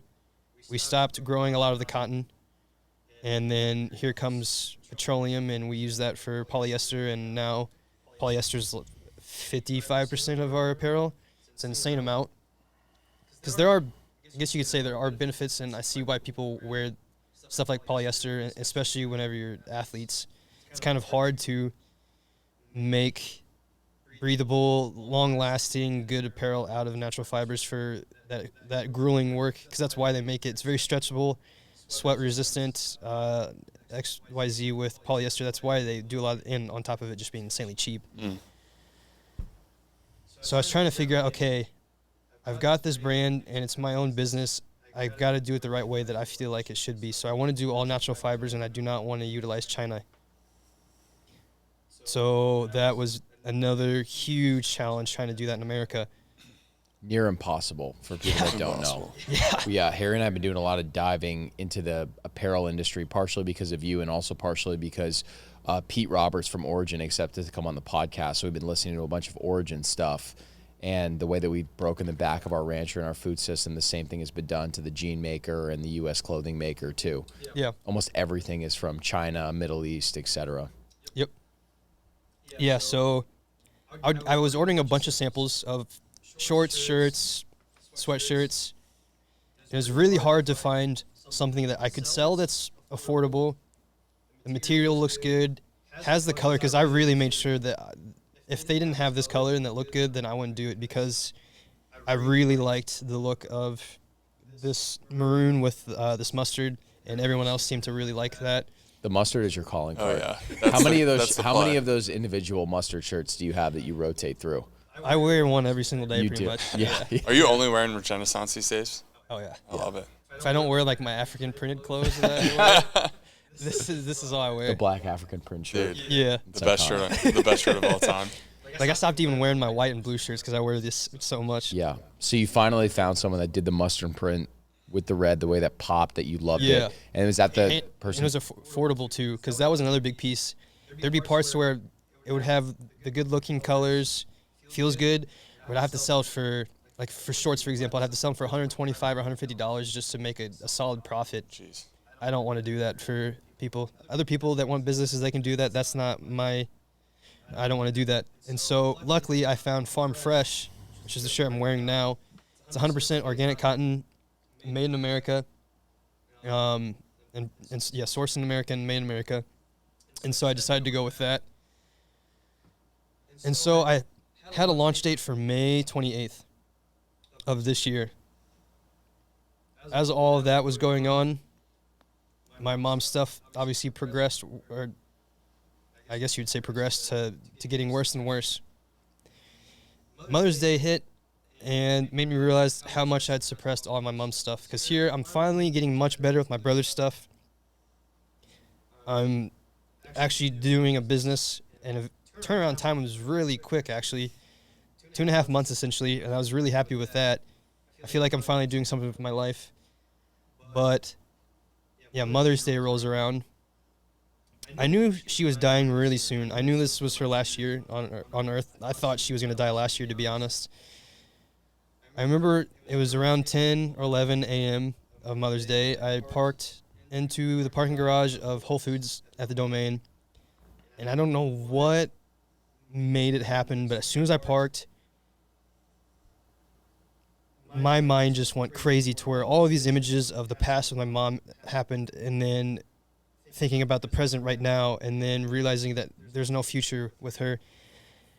And so I immediately left, and I drove for about 3 hours, and I was just yelling and screaming and just letting it all out. And then I remember to where I was living at that time, there was a school nearby with a track, and I was just walking around for hours just bawling my eyes out because my mom was dying very soon. And I also remember that day was the day I essentially said my goodbye to her.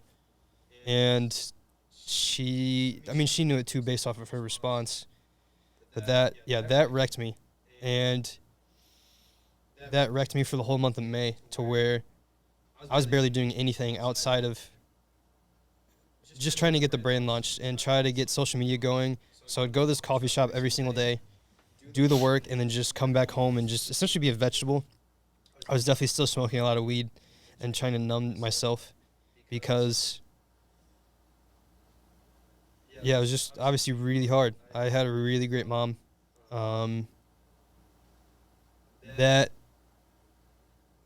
Mother's Day was terrible. So continuing on, I had the launch date of May 28th, which is Memorial Day weekend. It's that Sunday. I had it set for noon Central.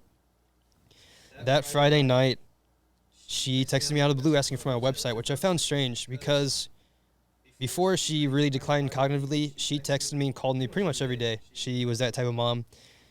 But as she declined, it had to be me doing all the outreach for the most part. So whenever she reached out for that, I was okay. And now I realize why she knew she was dying very soon. So Sunday rolls around, my brand launches. Really happy with my pre-sale launch and everything. I think I did, including that day, almost 10K in sales. Yeah. So I was very happy with that, and that was just literally shirts. That's all I had. I had 2 shirts. Yeah. So I was like, cool. And since that was Memorial Day weekend, I always see people were doing cookouts. It was around 4 p.m. I'm about to turn right onto Mopac to head to a friend's place to cook out. And I have on my dashboard something that hang on my phone, and I see my aunts calling me. I knew right away what that meant because neither of us have called each other, and probably not since we were last together with all my brother's stuff. She answers the phone, and she says it to the best of her ability that my mom died. So that was just wild. Here I am at the highest point of my life, arguably, because I just went through fucking hell of an 18 months, not thinking ever in my life that I'd ever start a business. 2.5 months I started a business, really successful pre-launch, and just amazing support, to one of the second lowest point in my life, and hearing about my mom passing. This is also what's crazy about what doesn't kill you makes you stronger, because it's so true. Because it obviously sucked. It was way worse seeing the condition she was in the last 1.5 years before she passed. But this is also why it's important to have really good friends, because I went to that cookout eventually, but then after that, that's when I went to your guys' house. And so, yeah, that's just, having that massive support makes a world of difference, especially comparing then to the months after my brother passed and just where I was at mentally. So I went to the funeral. And that's actually the first funeral I've ever gone to where I felt for the most part at peace, and it was a very beautiful celebration, just hearing all the stories people had to share. Because talk about angels, she was definitely a guardian angel. I mean, growing up and in college and whatnot, I stopped talking to her as much because she was quite overbearing with a lot of stuff, and she wanted to be up in all of my business. But it's just her being her. Fortunately, the last 3 or 4 years of us together was amazing. But she was just such a kind and caring person, and so just hearing one of the stories was just from one of her old students, and it was just beautiful. So that was great overall for the most part. I mean, obviously she's gone, but come back here and, you know, just try to get back to the swing of things. For the most part, things were good. I still realized I had suppressed a lot of things, but things were getting better with Regenaissance. At the start of the Regenaissance too, because right now, as today, Regenaissance mainly stands for reconnecting us back to our health with our food production and just talking about the food system. At the start, I took the holistic approach of it's not just your diet, it's your sleep, stress, grounding, sunlight, movement. It was a whole lot of things.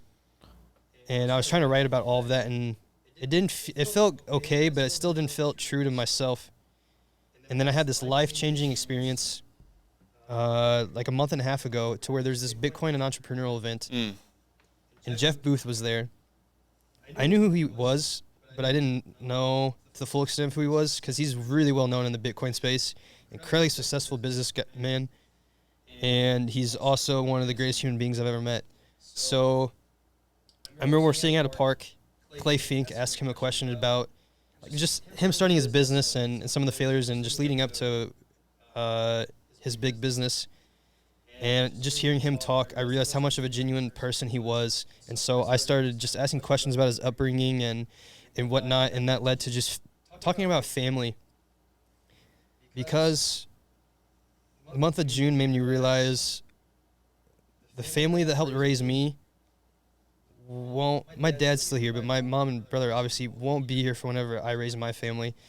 And that was hitting me really hard. I didn't know how to really go about all of that. And so I'd still have a lot of daily negative thoughts, and weren't obviously always about my mother and brother, but they were the root of everything. So I was talking to Jeff Booth, just having this open conversation, because he had lost a sibling too.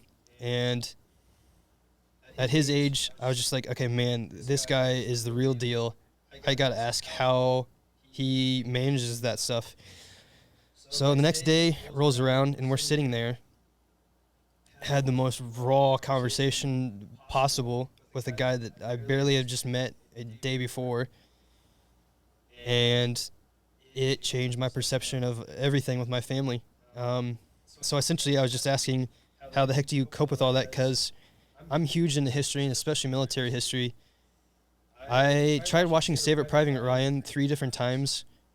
The first time a certain scene happened, I almost threw up. I started crying, had to turn it off. I gave it a week later. I went back, and the same thing happened. Had to stop. The third time happened, and I was like, okay, I don't know if I'm ever going to be able to watch this movie or anything military related. And I was telling him things like that, and he's like, it's because you're holding on to those negative emotions, and you want to hold on to those, and you're just really focusing in on that. And then he flipped the script. He thought, think about if you're the one that died and your brother's alive, how would you want him to live? And then you're just talking about focus on all the love and the good things that you saw in them and live through them. And I've heard that before, and that's why I don't know if it's just at that moment how he said it and just where my head was thinking, that immediately clicked to where it made so much sense, and 95% of the negative thoughts went away immediately. Wow. To where I'm really more at peace with all of that jazz. And actually, it was a couple days ago, I was dropping off a package, an order for my shirts at the USPS store, and I held the door for an elderly lady, and she mentioned, your mom raised you right, and then I was just like, she sure did, and I had the biggest grin on my face. And normally I would have probably felt a lot of sadness. I mean, there's some sadness, obviously, but for the most part, I just felt joy. And that was all because of that conversation I had with Jeff. And yeah, man, now it's just been incredible since that, because they also heard when I was explaining my story, because I asked for feedback from everyone there, and they're just like, focus in on the agriculture and broken food system piece and start a podcast. And so that's exactly what I did. And I pivoted to that, to where I've got my clothing line with my hats, shorts, and shirts. But then I stopped doing that for the time being and going all in on this podcast, because going back to the God-given strengths, that's just who I am, is just connecting with people. It's how I've always been. I don't know how else to really explain that. And so doing this podcast made a lot of sense, of just reaching out to people and talking to them. And so far, that's been incredible. Because it's not just wanting to talk to farmers and ranchers. There's so much that goes into all of this, even just education, legislation, laws, land management, processing. There's consulting. I want to talk to all of that and paint the full picture of how we got here, because there's a lot of greenwashing going on too. Like the new Uncommon Ground documentary, I'm not so happy about. So there's a lot of stuff like that being thrown out there. It's really hard for the common people to truly understand what's going on. So that's what I hope for the podcast, is painting that full picture, and yeah, just shedding light to all of that. And now we're here in this podcast talking to you guys. Dude, I just want to say, like, you describe your brother's spirit as a warrior spirit, but just like through the past 2 years, like that's what you've personified. It's like through all the negativity that could have slowed you down and stopped you, you've just kept going. And I just admire you so much as a friend for doing that. And I'm so excited that you have the Regenaissance, and now you have the Regenaissance podcast. Like, there's so much to be proud of that in everything that you've done, and just like where you're at now, it just seems like you're just exactly where you need to be. So I just wanted to say that, because, you know, you obviously had a lot of time to tell your testimony there. I just think it's such a powerful story, and we're just honored to play a small part in it, dude.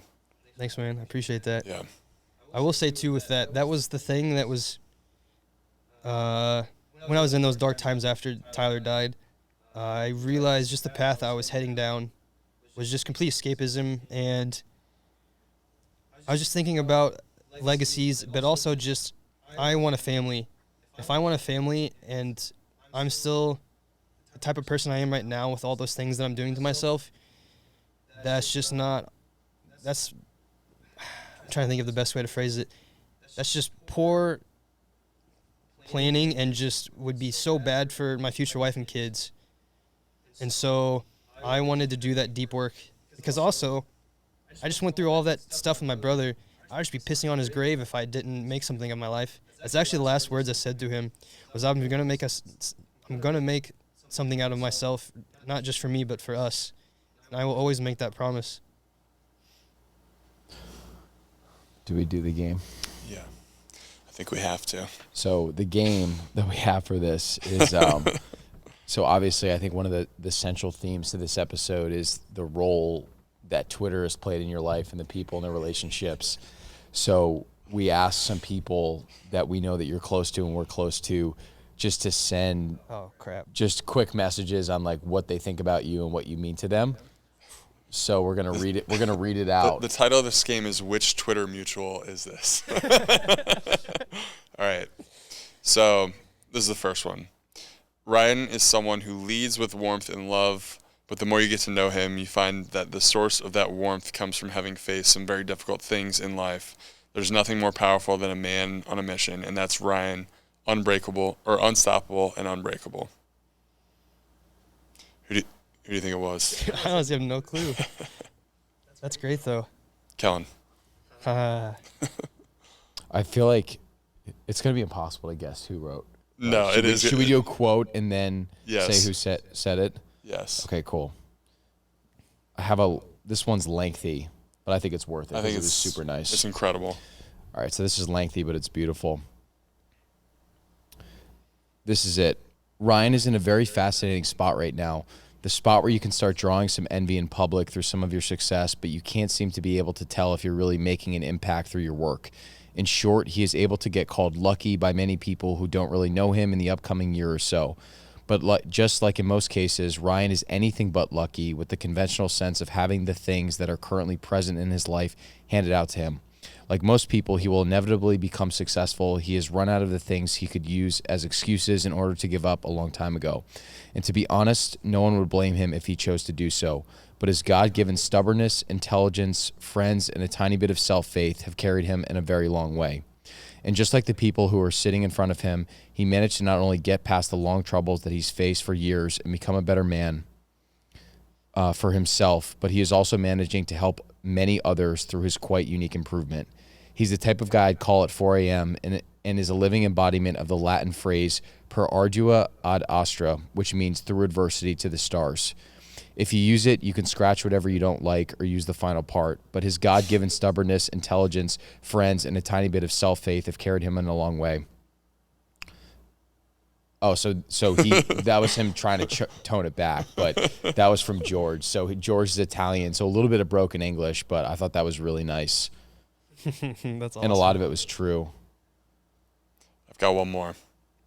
Ryan is an amazing example of taking something that would break most, the loss of his mother and brother, and using it to propel him in making a difference in the world through his Regenaissance brand.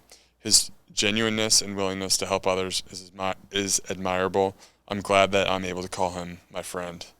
And I'll read one more too. This is from Michael Amons. That's from Earth Poppy, by the way. That was Earth Poppy. We didn't ask Sir Barefoot. We should ask Sir Barefoot. Yeah, true. He's the man. Okay, so Michael said, I was once talking to a mentor about some major life changes I was making, and he said, quote, "You're transmuting your pain into your purpose," end quote. When I think of Ryan, he embodies this affirmation at the deepest level, straight to his core. He's an incredible man who has been put through the ringer, yet he continues to push forward when many would falter.